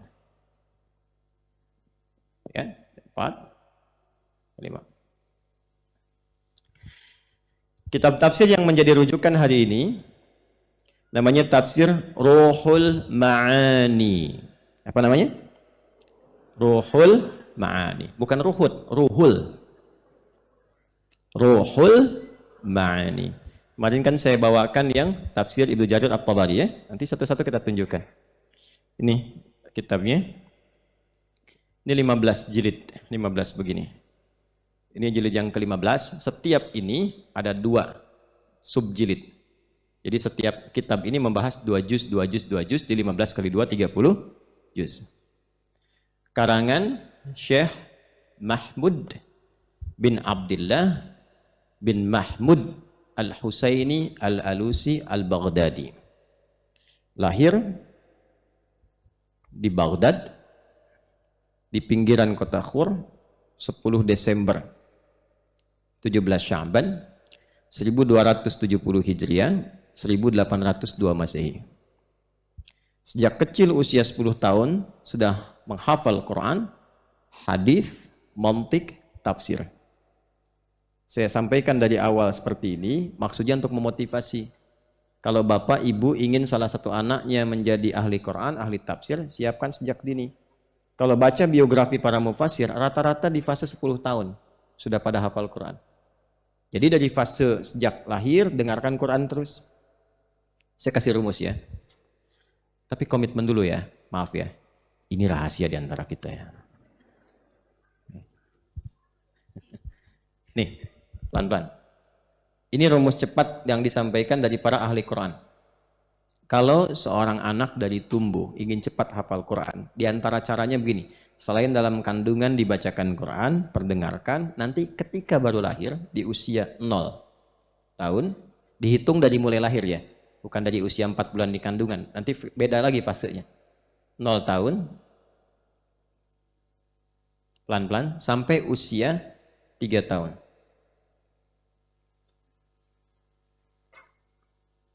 Ya, 0 tahun sampai usia berapa? 3 tahun. Ini fasenya nanti di 2 tahun setengah. 2,5 tahun. Ini untuk mencetak penghafal Quran 30 juz dalam usia 3 tahun. Kalau ingin Qurannya saja, bukan dengan karakter ya. Kalau dengan karakter nanti beda lagi rumusnya. Maksud karakter itu Qurannya hafal sekaligus dipraktekkan dalam hidup. Nah, perhatikan baik-baik. Ini fase awal kelahiran. 0 tahun ini perdengarkan setiap bulan 1 juz. Setiap bulan 1 juz. Jadi dari mulai lahir, setiap hari perdengarkan 1 juz. Tapi jangan diacak. Berurut saja, konsisten. Jadi dari mulai usia hari pertama sampai 30 hari misalnya, juz 1 aja. Dari Al-Fatihah, bukan dari Al-Baqarah. Dari Al-Fatihah sampai Al-Baqarah 141. Itu aja terus. Jangan diganti, jangan diacak. Supaya yang didengar itu aja. Terus. Bapak ibunya sertai, ngajinya itu aja terus. Ngaji itu. Sehingga konsisten antara anak dengan orang tua sama. Paham ya? Anak dengan orang tua sama. Nggak apa-apa yang dihatamkan itu aja. Ya, kan 1 juz sebulan itu nggak susah. Kan? Jadi antara anak dengan orang tua gelombangnya sama, nyambung. Setelah itu terus, ya. Usia 2 bulan, juz keberapa? Kedua. Secara singkat, usia 30 bulan berarti sudah berapa? 30 juz. 32 bulan itu berapa tahun? 2,5 tahun. 2 tahun kan 24 bulan. Ya kan? Setahun 12 bulan. 2 tahun 24 bulan. Berarti 2,5 tahun sudah 30 bulan. 30 juz. Anak itu kekuatan yang pertama kali untuk mendapatkan informasi di pendengarannya. Bukan penglihatannya. Karena itu ketika lahir, penglihatannya belum jelas keseluruhan, tapi pendengarannya sudah sangat tajam. Sudah sangat tajam. Maka ketika dibacakan dengan metode tadi sampai dengan 30 juz, usia 2,5 tahun, itu Quran sudah masuk seutuhnya dalam jiwanya. Sudah masuk seutuhnya. Tinggal dikuatkan dalam fase setengah tahun berikutnya. Bukankah 2,5 tahun sudah mulai bicara? Nanti ketika mulai bicara yang keluar Quran terus tuh. Quran. Tinggal diruntutkan. Setengah tahunnya dipakai untuk itu. Maka usia 3 tahun itu sudah mendapatkan Quran 30 juz dari segi bacaan. 3 tahun. Dan ini sudah banyak dipraktekkan sekarang. Untuk memudahkan itu, fase kandungan dimulainya. Dalam sejak usia 4 bulan. 4 bulan itu udah dibacain Quran. Sehingga ketika lahir kenal dengan Quran. Ada anak-anak yang menangis dibacain Quran jadi diam. Karena kenal dengan bacaan itu. Ada yang dibacain azan jadi diam. Karena kenal dengan suara itu. Ada yang demikian. Ya, ada yang nangis kasih dangdut, diam gitu kan? Karena emang saat mengandungnya kasih dangdutan terus gitu. Paham? Nah, jadi kalau kita itu makhluk akhirat, artinya mau meninggal, mau wafat, ya jadilah orang cerdas. Nah, ya cerdas itu anugerah, bodoh itu pilihan. Bikin status ya, cerdas itu anugerah, bodoh itu pilihan. Jadi kalau udah dikasih anugerah, jangan memilih untuk keluar dari situ. Dah, pelan-pelan.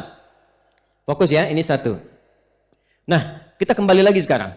Teman-teman sekalian, ini beliau, Syekh Mahmud ini, Al-Alusi, kemudian menjadi pakar yang sangat luar biasa di bidangnya, sampai jadi mufti, mengajar dan sebagainya. Di antara katanya adalah tafsir Ruhul Ma'ani. Jadi kalau ada tafsir-tafsir Quran yang bagus, maka ini intinya, ini ruhnya katanya. Ini maknanya. Ini bahasa balaghah saja. Maksudnya, ini tafsir saya susun dengan berkualitas, bukan nulis asal-asalan. Kadang-kadang kan begini Pak, orang kalau nulis berjilid-jilid, 15 jilid, jilid pertamanya kan tebal, kan? Jilid keduanya kan agak berkurang. Jadi kalau jilid pertama 1000 halaman, jilid kedua 500, jilid ketiga 2,5 gitu kan, 250. Terus sampai jilid penutup cuma 10 halaman gitu kan? Ya kan? Ada yang begitu ya? Kalau ini enggak. Ini tuh jilid yang terakhir Pak, tebalnya masih segini. Ya, makanya beliau katakan, saya nulis ini enggak sembarangan, terukur dari setiap makna dan keadaannya. Ini tafsir Ruhul Ma'ani, termasuk tafsir yang berkualitas. Ya, saya untuk mengajar ini saya kumpulkan tafsir yang ada apa aja. Saya beli yang ada sekarang, kumpulkan satu-satu, dibandingkan, nanti saya bawa satu-satu.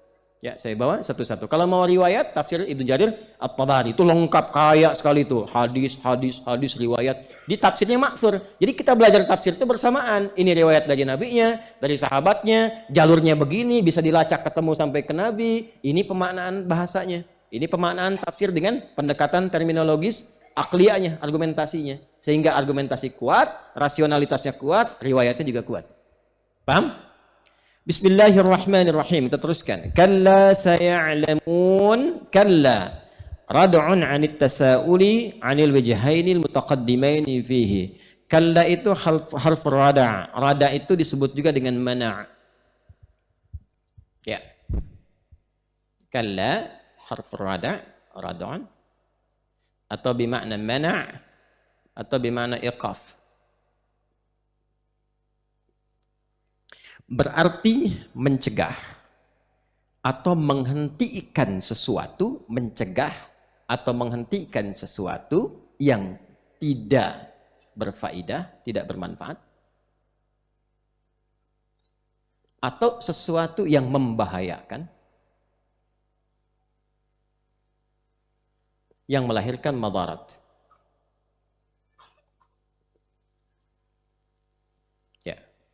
Makanya diartikannya di terjemahan sekali-kali tidak, sekali-kali jangan.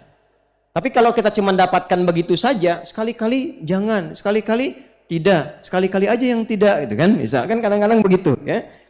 Pengaruh ke hatinya tuh nggak dalam gitu. Tapi kalau kita mengerti kalau ada kala berarti ada bahaya, itu maksudnya. Kalau ada kala berarti ada yang tidak bermanfaat. Kalau ada kala berarti ada yang madarat. Jadi kalau Anda temukan kata kalla dalam Al-Quran, berarti informasi yang disampaikan menunjukkan ada sesuatu perbuatan yang membahayakan. Ada sesuatu yang tidak bermanfaat. Harusnya orang beriman itu tidak mengerjakan itu. Karena semua orang beriman, perilakunya manfaat semua. Jadi kalau ada orang beriman berbuat yang tidak bermanfaat, berarti ada masalah dengan imannya. Karena itu disebut mukmin karena manfaat. Mata memandang yang bermanfaat, telinga dengar yang bermanfaat, lisan bicara yang bermanfaat. Kalau lisan berkata yang tidak bermanfaat, berarti pengaruh iman ke lisannya tipis. Kenapa tipis? Karena ada perbuatan-perbuatan di lisan yang tidak dilakukan menguatkan iman. Iman itu sandingannya taat. Iman sandingannya taat. Lawannya maksiat. Jadi kalau perangkat iman dipakai taat, iman akan menguat.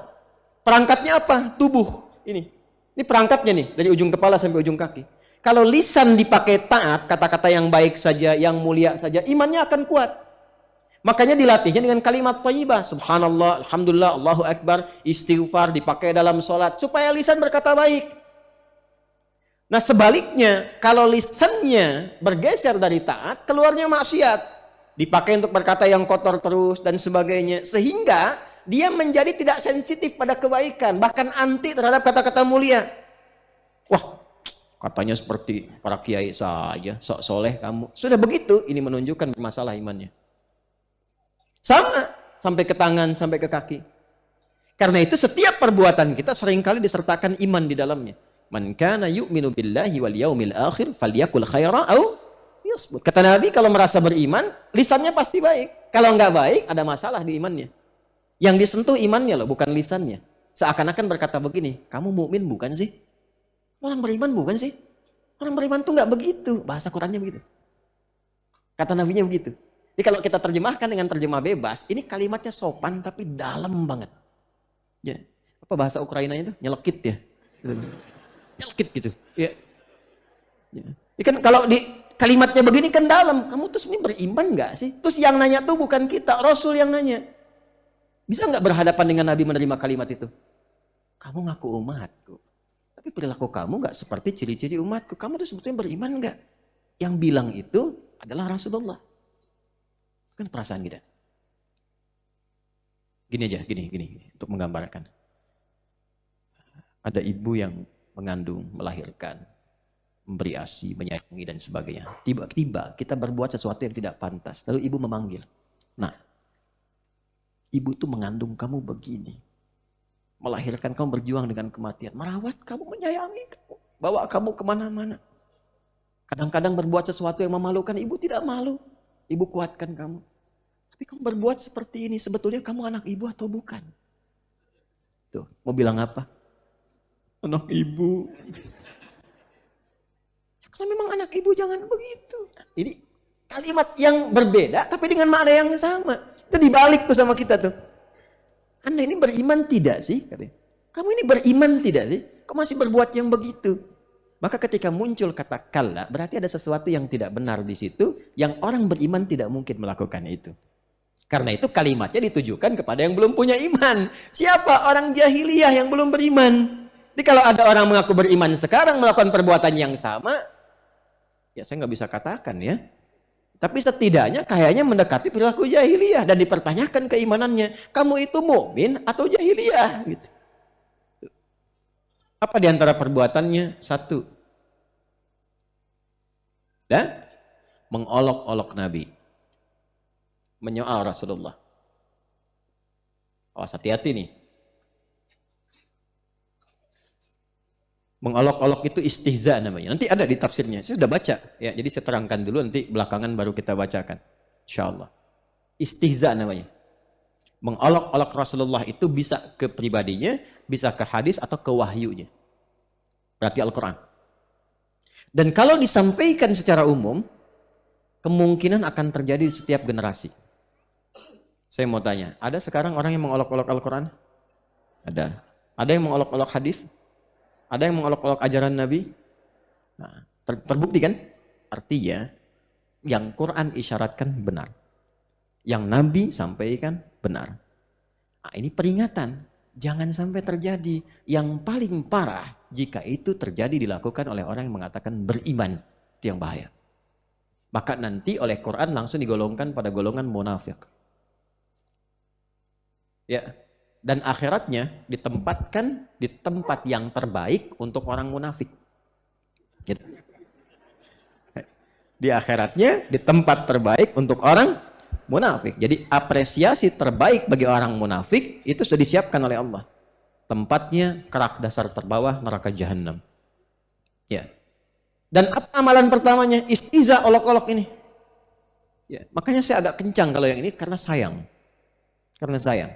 Ya, buka Quran surah keempat, An-Nisa ayat 140.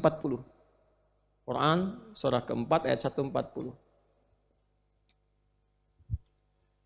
وَقَدْ نَزَّلَ عَلَيْكُمْ فِي الْكِتَابِ أَنْ إِذَا سَمِعْتُمْ آيَاتِ اللَّهِ يُكْفَرُ بِهَا وَيُسْتَهْزَأُ بِهَا. Yustahza dari istahza'a yastahzi'u. Fi'il mudhari majhulnya yustahza'u. وَقَدْ نَزَّلَ عَلَيْكُمْ فِي الْكِتَابِ. Telah tetap ketentuan di dalam Al-Quran. أَنْ إِذَا سَمِعْتُمْ آيَاتِ اللَّهِ يُكْفَرُ بِهَا وَيُسْتَهْزَأُ بِهَا. Jika Anda kelak mendengar, menyimak, ada ayat-ayat Allah diolok-olok atau bahkan diingkari.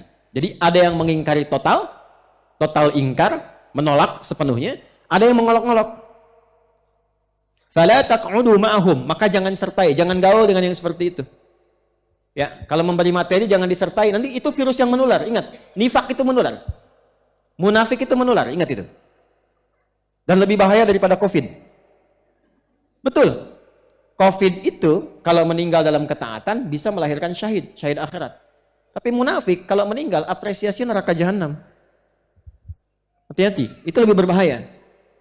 Kemudian apa? Fala taq'udu ma'hum hatta yahudu fi haditsin ghairi, sampai dia tobat. Itu saking sayangnya Allah masih diminta tobat, jangan lakukan. Makanya kalimatnya kalla di An-Naba. Jadi tafsirnya sebelumnya sudah ada. Kalla, jangan, itu bahaya. Itu saking sayangnya Allah. Kalau tidak sayang nggak akan diperingati. Orang tua kalau sayang kadang-kadang demikian kan? Jangan. Ya, marahnya orang tua kan bukan karena benci, tapi lebih karena sayang kan? Karena tahu, karena punya pengalaman. Apalagi Allah yang tahu segalanya. Ya, karena Allah betul-betul sayang, ibu punya rahim, ibu marah, Allah sifatnya rahim. Itu. Jadi ketika menyampaikan misalnya dengan keras peringatan, pengingat, ya itu ditafsirkan awalnya bukan karena sifat ghadab atau marah bencinya, bukan, karena sayangnya. Mumpung belum meninggal, masih ada kesempatan taubat. Jangan lakukan itu. Kala, jangan, itu bahaya. Bahaya. Jangan lakukan. Ya. Jelas di sini? Baik. Teruskan ayatnya. Hatta yakhudu fi haditsin ghairi. Masih di An-Nisa ayat 140. Innakum idzam mithluhum. Ini yang saya sebut menular. Itu Allah yang sampaikan langsung. Kalau kamu terus ikut ceramahnya, ikut pengajiannya, baca bukunya, pengen tahu aja, disimak, nyemplung ke situ, terpengaruh. Karena orang-orang semacam ini, munafik itu di Quran, itu disifati dengan kata-katanya sering menarik. Retorikanya cantik, logikanya kayak bagus. Padahal menjauhkan Anda dari Allah. Yang diparu-parukan tuh iman. Iman tuh kunci akhirat. Gak ada iman, celaka akhirat. Hitungan akhirat tuh bukan perbuatan dunia, tapi iman kunci dasarnya. Ya, iman. Makanya ada orang sholat, ada orang puasa. Ada orang sholat, ikut puasa, ikut zakat. Ya, ikutan semua itu. Bisa masuk surga nggak? Halo? Kalau tidak tahu katakan wallahu alam. Ini cepat. Ada orang sholat, ada orang puasa, ada orang zakat. Bisa masuk surga nggak? Belum tentu kalau dia tidak beriman. Nah, imannya nomor satu. Kan sekarang ada orang sholat ikut-ikutan sholat kan, tapi belum beriman. Puasa ikut-ikutan puasa. Ya kan? Kalau dikerjakan tanpa iman, itu hanya perbuatan dunia saja. Dapat apresiasi, ya, ada petunjuk cepat hidayah. Alhamdulillah masuk Islam, alhamdulillah. Ada dalam kebaikan, dalam pengertian kita sebagai mukmin. Mesti yakin itu. Tapi kalau cuma berbuat baik dunia, tidak ada imannya, Allah balas di dunia. Adilnya Allah dibalas di dunia karena dia mengerjakan untuk dunia. Itu yang dimaksudkan ketika Sayyidah Aisyah radhiyallahu taala anha bertanya pada Rasulullah sallallahu alaihi wasallam.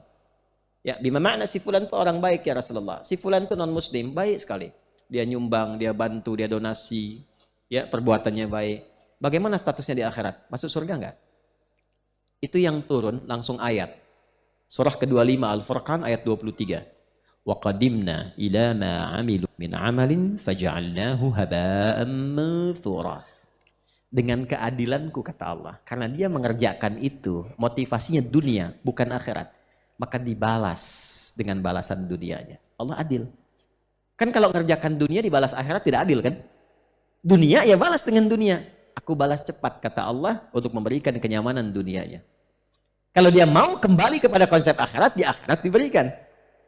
Maka di akhirat gak jadi apa-apa kecuali debu yang berterbangan. Turun ayatnya.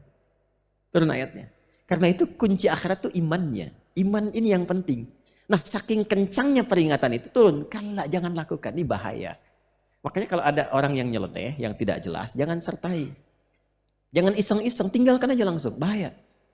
Nah, orang-orang seperti itu tipikalnya kadang-kadang bicaranya pintar, tapi tanpa sadar membawa Anda menjauh. Ujung-ujungnya nggak sholat, ujungnya nggak puasa. Yang paling bahaya menyoal keyakinan sendiri. Ya, di mana ditemukan kalimat itu? Di Al-Baqarah misalnya, di ayat ke-204. Wa minan nasi may yu'jibuka qawluhu fil hayatid dunya wa yushhidullaha ala ma fi qalbihi wa huwa aladul khisam. Ada orang yang karakter hidupnya ketika bicara kata-katanya menarik, retorikanya begitu cantik. Kadang-kadang bawa ayat-ayat Quran, dipotong-potong, bawa untuk menguatkan argumentasi. Kadang-kadang bawa gelar, sehingga terlihat seperti meyakinkan. Padahal itu musuh yang paling berbahaya, kata Al-Quran.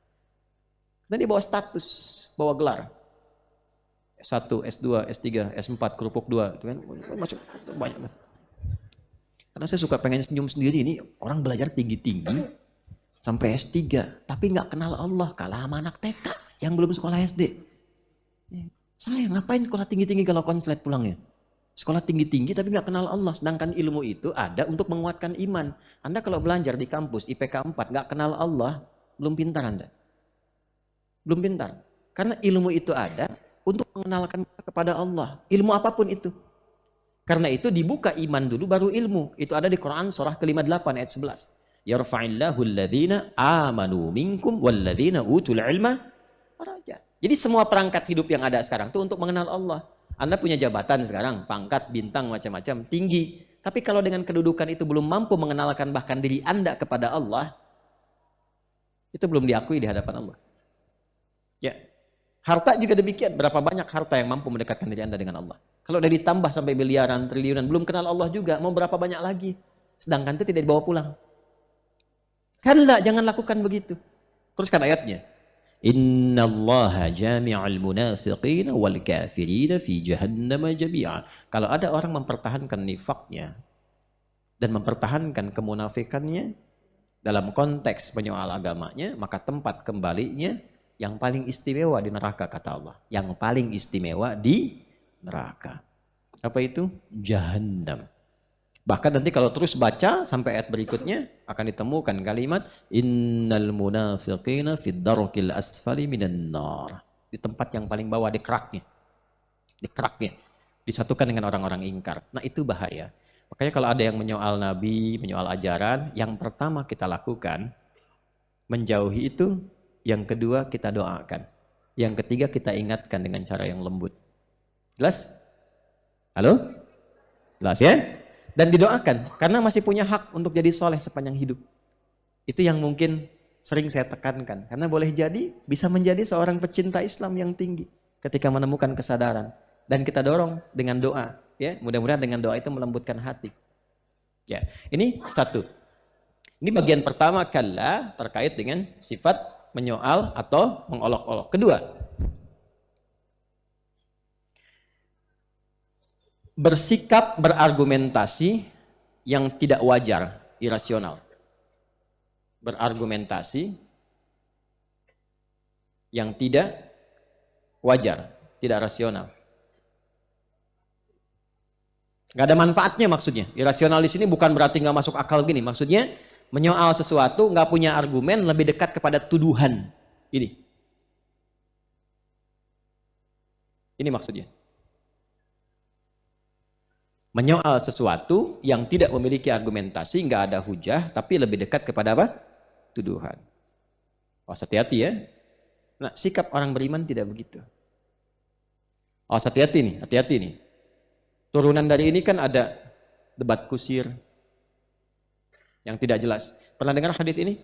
Orang yang meninggalkan perdebatan, sekalipun dia dalam posisi yang benar, maka diapresiasi di hari kiamat oleh Allah dengan dibangunkan untuknya satu istana di pinggiran surga. Kok di pinggiran ya Allah? Alhamdulillah gitu aja dapat kan, daripada nggak sama sekali. Masih nawar aja. Ya, ke pinggir surga punya rumah, ke tengah surga punya rumah, ini masih nawar. Ya. Ada aja yang begitu ya, di pinggiran. Gitu ya. Nah, jadi memang ada orang yang kalau kita berdebat itu kita semakin jadi bodoh gitu, walaupun kita benar. Nah, Imam Syafi'i itu kalau pada yang begitu udah tinggalin aja. Ya, tapi kan begini, iya emang ente pinter. Nggak bisa begitu, iya terserah ente aja deh. Yang kayak begitu tuh kadang ada orang yang memang mesti disenyumin aja, ya. Maksudnya apa? Ya itu. Ya, nah, jadi kalau ada yang bersikap seperti itu, ada orang yang selang kali menuduh, menyoal, kadang-kadang mempertahankan kesalahan dengan menyalahkan orang pun termasuk bagian ini. Karena ada sikap di antara manusia yang diungkap di dalam Al-Quran, juga keterangan Nabi. Kadang-kadang ada orang begini karena egonya tinggi, menuhankan ego, sehingga dalam keadaan salah pun tetap mempertahankan kesalahan dengan menyoal orang lain. Itu akan ditemukan itu. Ada yang begitu? Akan ditemukan. Sudah tahu salah dan mengerti dirinya salah. Tapi menempatkan dirinya bahkan lebih tinggi di atas bintang. Sehingga ngejarnya ketinggian. Untuk mempertahankan itu bahkan menyoal kepada orang yang benar. Wah, ini bahaya. Kalla, jangan begitu. Karena yang terjadi nih, Qurannya benar. Dia tahu itu benar. Dia tahu ayatnya benar. Dia tahu menghujam jiwa. Yang dituduh malah Nabi. Dia syair nih, dia tukang sihir nih, dia dukun nih, ini produk manusia biasa nih. Untuk menutupi kekurangannya, dia menyoal orang lain dan melampaui nilai-nilai kebenaran. Itu bahasa Qurannya, kalla, jangan lakukan, bahaya. Dan orang Islam, orang beriman, yang benar-benar beriman tidak akan melakukan itu. 3. Tidak berdebat pada sesuatu yang sudah jelas. Udah tahu matahari terbit di timur, tenggelam di barat, masih berdebat. Kenapa harus terbit di timur? Sepertinya akan ada pendekatan baru kalau akan terbitnya di tenggara, katanya. Itu kurang kerjaan. Berdebat pada yang tidak jelas. Yang tidak jelas. Termasuk menyoal yang sudah jelas. Kalau sesuatu sudah jelas, jangan banyak ditanyakan. Kalau banyak ditanya pada yang jelas, nanti yang jelas menjadi semakin tidak jelas. Ya. Dan semakin menyulitkan. Kisah Al-Baqarah kan begitu. Yang dimulai di ayat 67 itu. Ya, kemudian nanti mengerucut di ayat ke 73 sampai 73 dan bisa mengeraskan hati di ayat 74-nya. Padahal kan cuma disuruh nyembelih sapi. Udah jelas sapi mana aja, mau besar, mau kecil, mau yang warnanya kuning, yang merah masih ditanya kan, sapi yang bagaimana? Jadi susah. Oh itu sapinya yang berwarna kuning keemas-emasan. Yang bagaimana lagi? Kan banyak yang begitu. Yang nggak pernah dipakai membajak. Yang bagaimana lagi? Yang nggak pernah dipakai untuk yang berat-berat. Akhirnya nyarinya susah. Wa makadu yaf'alun. Jadi kalau disuruh beli sabun sama ibu, sama nenek, beli sabun, nggak usah nanya. Mereknya apa? Oh, saya nggak usah sebut merek, nanti endorse ya. Merek A, cari. Yang di mana tokonya? Apakah yang Maret, yang April, yang Januari, yang mana? Itu, yang April. Yang mana? Yang dekat kuburan atau jauh dari kuburan? Yang pelayannya laki-laki atau perempuan? Yang laki-laki. Begitu ke sana balik lagi. Mana sabunnya? Ah, pelayannya perempuan. Padahal yang diminta beli sabun. Jelas ya? Makanya nanti di Al-Maidah di ayat 91 akan turun nanti. Ya. Akan turun kalimat ya ayyuhalladzina amanu, imannya dulu, la tas'alu an asya'a in tubdalakum tasukum. Ayat 101. Saya bukan 91 tapi 101. Hai semua orang yang beriman, tipikal orang beriman itu tidak mempertanyakan sesuatu yang sudah jelas. Kalau bertanya pada yang jelas, lama-lama yang jelas nanti menjadi semakin tidak jelas. Udah tahu sholat subuh itu cuma 2 rakaat, dibikin stadium general. Bahas, ujung-ujungnya pada sholat. Itu problemnya. Paham ya? Nah, jadi kalau menemukan kala berarti ada sesuatu yang berbahaya, ada sesuatu madarat, ada sesuatu yang tidak bermanfaat. Ciri orang beriman mesti menjauhi itu semua. Teruskan, kalla saya'lamun. Teruskan. Ya, maksudnya saya teruskan mau baca ini. Baik. Wa an ikhtilafi bima'na mukhalafatin nabi mukhalafatir rasul sallallahu alaihi wasallam fi amril ba'thi. Apalagi kemudian menyoal Rasulullah sallallahu alaihi wasallam terkhusus dalam ayat ini tentang hari kebangkitan. Maksudnya apa? Di antara perbuatan yang sangat berbahaya adalah menyoal atau bertentangan atau menyelisihi Nabi sallallahu alaihi wasallam secara nyata pada hal-hal pokok. Maka itu yang sangat membahayakan, termasuk tentang perkara hari kiamat. Saya'lamun wa'idun li'ulaikal mutasailin al-mustahzi'in bi tariqil istinafi wa ta'lilil irada'. Kemudian nah ini wassin, nah ini yang saya senang. Wassinu lit-taqribi wat ta'kid. Kalla saya'lamun. Pernah dengar yang ini? Kalla saufa ta'lamun. Ada? Tsumma kalla saufa ta'lamun. Nanti kita dapatkan itu di Al-Adiyat ya. Tapi di sini sa. Tidak menggunakan saufa. Kenapa pakai sa tidak pakai saufa? Kenapa di sana saufa, di sini sin saja, sa. Wassinu kata Syekh Mahmud Al-Alusi, wassinu sin di sini lit taqrib wat ta'kid. At-taqrib wat ta'kid. At-taqrib mendekatkan sesuatu. Menunjukkan bahwa yang dijanjikan itu akan datang dengan cepat. Dekat waktunya. Tidak lama. Ta'kid untuk menguatkan. Ya, ta'kid untuk menguatkan. Biasanya diartikannya sebentar lagi gitu. Misal gini. Aina Ustadz Adi?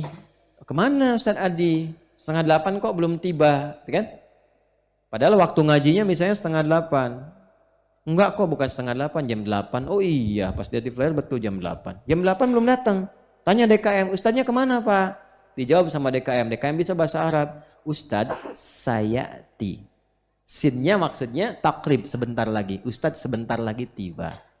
Terus ada takkidnya menguatkan. Saya tegaskan ya, saya yakinkan. Nih WA-nya. Udah deket tuh, dibelokkan sebentar lagi. Cuman lampu merah. Karena itu harus berhenti. Sebentar lagi, paling 3 menit nyampe. Nah itu sin fungsinya. Jelas? Kalau pakai saufa, masih ada etape, tahapan. Ada jeda. Ada jeda. Dijanjikan tiba, tapi ada tahapan-tahapan yang dilalui begini. Itu saufa namanya. Jadi kalau ada DKM mengatakan saufa ya'ti, nah itu udah sarapan aja dulu. Ya. Itu belum jelas kapan datangnya. Saufa datang, emang belum jelas tapi kapan. Jelas ya? Nah, di sini pakai sa, saya'lamun, kalla, jangan lakukan itu. Saya'lamun, kelak kamu akan mengerti. Dan itu nggak lama, sebentar lagi kamu tahu akibat dari perbuatan itu. Jelas? Jelas? Belum. Apa yang dimaksud akibat dari situ? Saya terangkan dulu. Belum jelas. Jelas saya selesai pulang ya. Kalla, jangan lakukan itu. Rada, mana? Jangan, berhenti, stop. Ikaf itu stop. Kalau pernah melakukan stop, jangan lakukan. Kalau sudah paham sekarang, jangan ulangi, stop. Jangan, itu bahaya. kata Quran. Jangan lakukan. Itu ada madarat.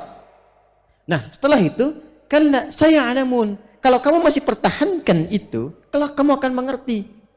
Kelak kamu akan tahu, itu bahaya. Kapan tahunya? Sebentar lagi kamu akan dapati.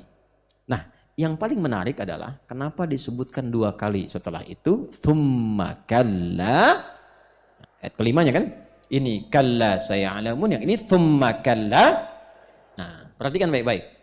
Di sini indahnya di dalam tafsir Syekh Mahmud Al-Alusi ini Ruhul Ma'ani dijelaskan salah satu maknanya yang pertama, yang ini terkait dengan kematian, yang ini terkait dengan pembuktian akhirat saat kiamat.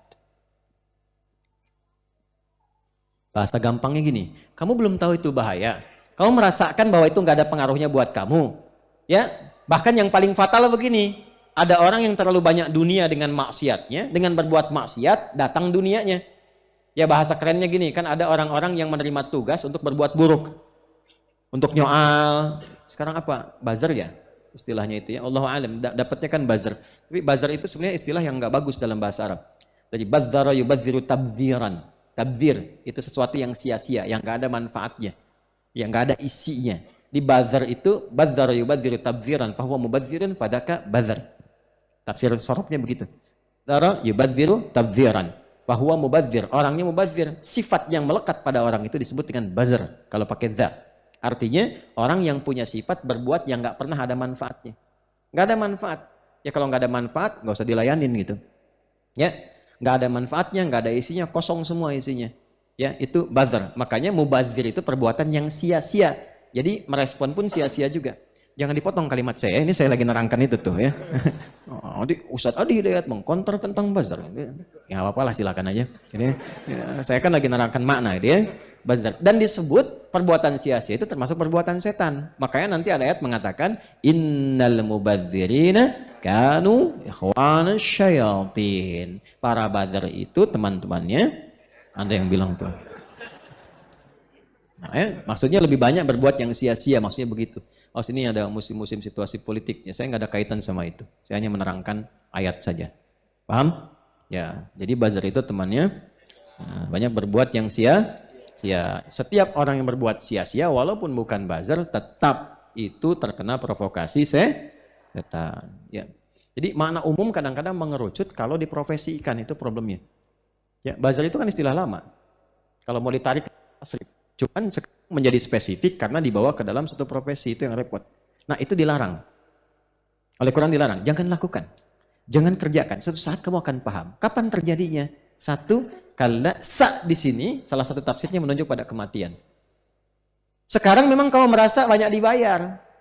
Dapat proyek ini, proyek gitu kan. Serang ini, serang itu, ini. Dapat uang, dapat uang, dapat uang. Dicegah. Kalau kamu benar-benar mengaku beriman, kamu mengatakan saya muslim juga, ente muslim tapi begitu, jangan lakukan. Benar nggak beriman? Ini yang nyoal Quran. Benar nggak muslim? Benar nggak punya iman? Jangan lakukan. Kalau masih dilakukan seperti itu, sekarang kamu merasa nyaman, nanti sakaratul maut kamu rasakan. Ya. Ada yang ambles kuburannya, itu. Oh, sekarang bahaya nih, kalau saya bilang begini kadang-kadang ada video gitu kan dipotong, ada yang ambles kuburannya. Sekarang saya nggak kesana ya wastu, karena suka dipotong-potong tuh. Saya ngeliat video, kapan saya bilang begini gitu, saya tuh, maksudnya bukan ke sini, munculin gini, munculin. Ya, memang dunia tuh serba begitu sekarang tuh. Hati-hati ya. Ini, jadi yang pertama diberikan tuh saat sakaratul maut. Makanya Firaun itu karena tidak mau tobat, itu ditunjukkan saat sakaratul mautnya. Dan dahsyatnya Firaun jadi pelajaran. Di alam kuburnya itu ditampakkan terus nerakanya tiap pagi sampai petang. Nerakanya ditampakkan terus. Ada orang berkata begini, gak ada siksa kubur, yang ada di kuburan tidur. Ya tapi kalau ente mimpinya ketemu kuntilanak botak yang menyeramkan dan gak bisa bangun, rasanya kan tersiksa.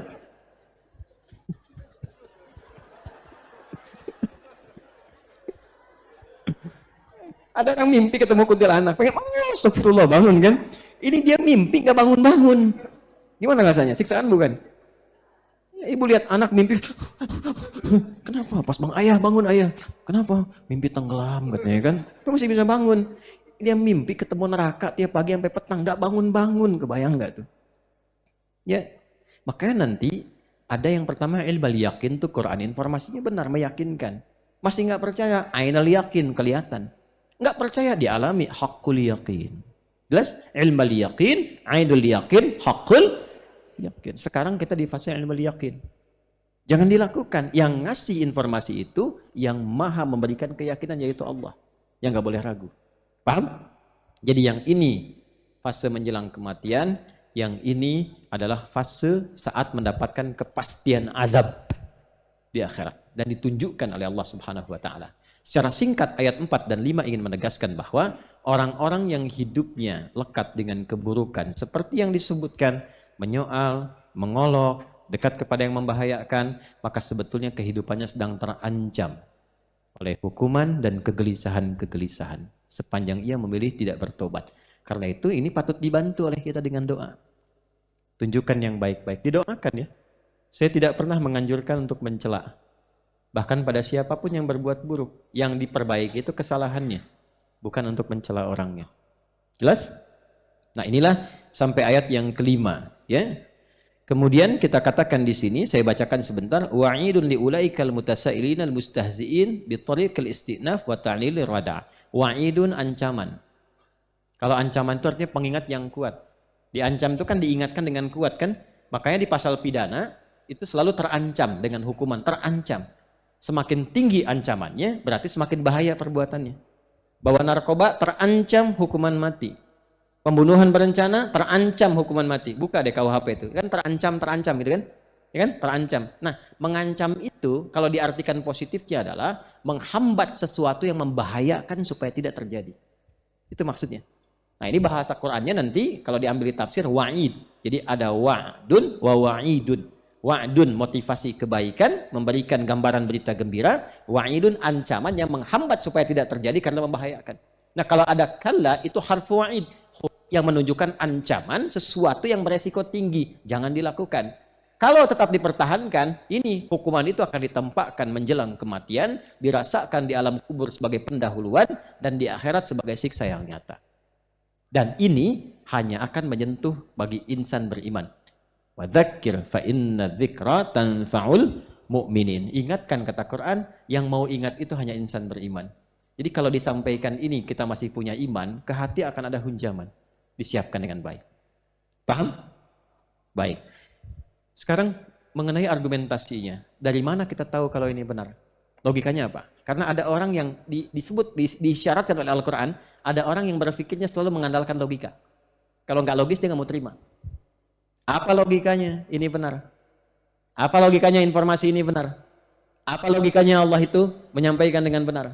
Dari mana taunya Allah itu pencipta dan sebagainya? Dari mana taunya ancaman ini benar? Buktikan dong secara logika. Nah, bagaimana menjawab itu semua? Kita akan teruskan di pertemuan berikutnya. Gitu. Ya, pelan-pelan. Nggak terasa kita udah 2 jam tuh. Ya, udah 2 jam. Jadi Al-Quran itu lengkap. Yang rasional diselesaikan, argumentasi akal dijelaskan, dalil ditampilkan. Jadi nggak ada celah lagi untuk menyoal. Ya, tidak ada celah lagi untuk menyoal. Alhamdulillah kita selesaikan ayat kelima ini. Bulan depan passwordnya masih 1 sampai 5. Ya, masih 1 sampai 5. Karena kan belum masuk ayat ke-6 kan? Baik, belum masuk ayat ke-6. Jadi nanti ayat 6 sampai 16 ya nanti akan kita bacakan. Ibu dan Bapak, 6 sampai 16 itu kalau dilihat cuma 2 baris. Itu pun pendek-pendek. Coba deh. Alam naj'alil arda wal jibala wa khalaqnakum wa ja'alna naumakum bukan wa ja'alna al-laila wa ja'alna an-nahara. Pendek kan? Coba bandingkan dengan Al-Baqarah ayat 282 sampai bawah. Gitu ya. Dan ini motivasi supaya kita mau membaca. Ya, nggak apa-apa. Ustadz, tapi saya belum hafal. Kenapa passwordnya mesti hafalan? Dicoba dulu. Mau saya kasih ijazah doa ya, untuk mempercepat. Kalau lagi susah menghafal, sulit baca ini ya. Kalau lagi susah gitu, sulit, pengen cepat hafal, baca ini. Bismillahirrahmanirrahim. Allahumma, paksain. Rekam. Rekam. Rekam. Allahumma, paksain. Itu yang paling efektif. Ya. Paksa dulu. Kalau tidak pernah memaksa, nggak akan pernah memulai. Kalau tidak pernah memulai, nggak akan pernah dapat. Tapi kalau kita paksa selama sebulan, dari 5, minimal akan ada yang tersangkut. Jadi kalau ditanya oleh Allah, bawa apa kamu ke sini pulang? Ya Allah, amma yatasaalun. Masih ada yang dibawa. Ya. Nggak bawa ya Allah. Kenapa? Susah. Kan dulu hambaku Adi Hidayat sudah mengajarkan doa padamu. Ya, jawab apa coba? Iya ya Allah. Allahumma. Nah, itu. Jelas? Alhamdulillah. Insyaallah bulan depan kita bertemu kembali dengan izin Allah Subhanahu wa taala. Mohon doa selalu. Izinkan saya menyampaikan informasi. Yang pertama, di hari Senin insyaallah kita akan mengumumkan penerimaan untuk sekolah persiapan khusus ke SD pra akhir usia dini PAUD, yaitu hanya menyiapkan untuk urutan ulama ke atas yang diterima hanya 40 orang, toleransi 10%, 44 sampai 45. Masuknya gratis, uang pangkalnya gratis, kemudian seragamnya dikasih dari kita. Ini usia dini, dari 4 tahun, 5 tahun, 6 tahun sampai ke atas. Akan diseleksi dan akan diberikan pendidikan sekitar 6 sampai 8 bulan sampai naik ke atas. Ya. Enggak apa-apa, memang tugasnya udah selesai, Bu. Ya, sabar ya. Enggak apa-apa ya. Alhamdulillah. Kaget ini bilang gratis langsung wah. Ya. Kemudian metodenya, alhamdulillah kita sudah dapat kerjasama dengan yayasan di Mekah Al-Mukarramah, supervisi dari Imam Masjidil Haram. Sudah saya tanda tangan, dari sana tanda tangan juga. Nanti guru-gurunya diberi pendidikan dulu di sana. Gratis kita berangkatkan, diumrahkan, belajar sebulan, balik bawa kurikulum dari Mekah. Ada yang dari Al-Azhar kerjasama, ada juga yang kemudian dari Tripoli, Libya. Sampai pesantren, nanti pendidikan nyambung terus, SD, pesantren, SMP, SMA, sampai S3. 1, S2, S3 gratis. Sekarang sudah kita siapkan jalur-jalurnya, dan dari sekarang saya sudah mengirim juga untuk calon guru-gurunya. Kami seleksi ahli Quran se-Indonesia. Yang boleh itu yang ikut hanya penghafal Quran 30 juz untuk mengajar. Mereka sudah daftar, sudah saya seleksi, sebentar lagi kami kirim, gratis, nggak ada biaya. Sampai nanti pulang bisa meneruskan. Alhamdulillah. Kemudian yang kedua, adik-adik yang ikut mendaftar, insya Allah sebentar lagi akan diumumkan. Terus kita sedang menunggu untuk keberangkatan, mudah-mudahan disiapkan dengan baik, ada kemuliaan-kemuliaan. Ketiga, teman-teman sekalian, tahapan SD sudah ada, TK sudah ada, kita juga sedang membuka di beberapa tempat, tapi sekarang kita akan sempurnakan pesantren dulu. Ini semua wakaf pesantren ini. Dari tanahnya, suratnya, semua disiapkan. Saya tidak punya 1 inci pun di situ, 1 sen aset pun tidak ada. Numpang mengajar, menyiapkan kembali murid-murid untuk meneruskan. Saya cuma minta 1 aja, 1 slot untuk kuburan kalau saya meninggal di situ gitu. Kemudian teruskan. Dan saya sedang nabung juga. Jadi kalau kami begini, yang bisa kami biayai, yang punya biayai dulu, nanti kurangnya dibagi. Kalau nggak ada kurang, gratis.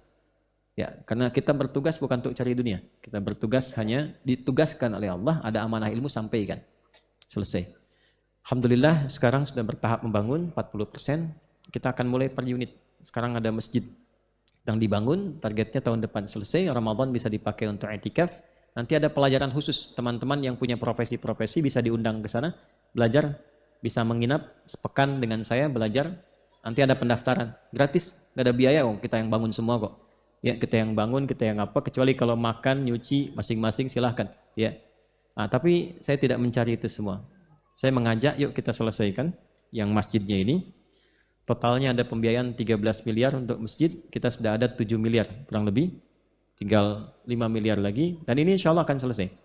Ya, di tahun depan sudah selesai, di Mei, Juni sudah selesai. Jadi saya cuma infokan kalau teman-teman mau berwakaf, dipersilakan. Kalau tidak ya sudah keduluan juga sama orang-orang yang terbiasa seperti itu. Itu masjid, kemudian nanti ada guest house sudah jadi nginapnya nanti guest house seperti apartemen tipe studio. Udah ada, nah itu gratis masuk situ. Yang kita yang bangun kan, udah fasilitas. Jadi kalau ada keluarga bisa di situ, tapi nanti didaftar berapa-berapa. Nanti kalau ke sana menginap misalnya 3 hari belajar fikih keluarga, nanti pulang lagi.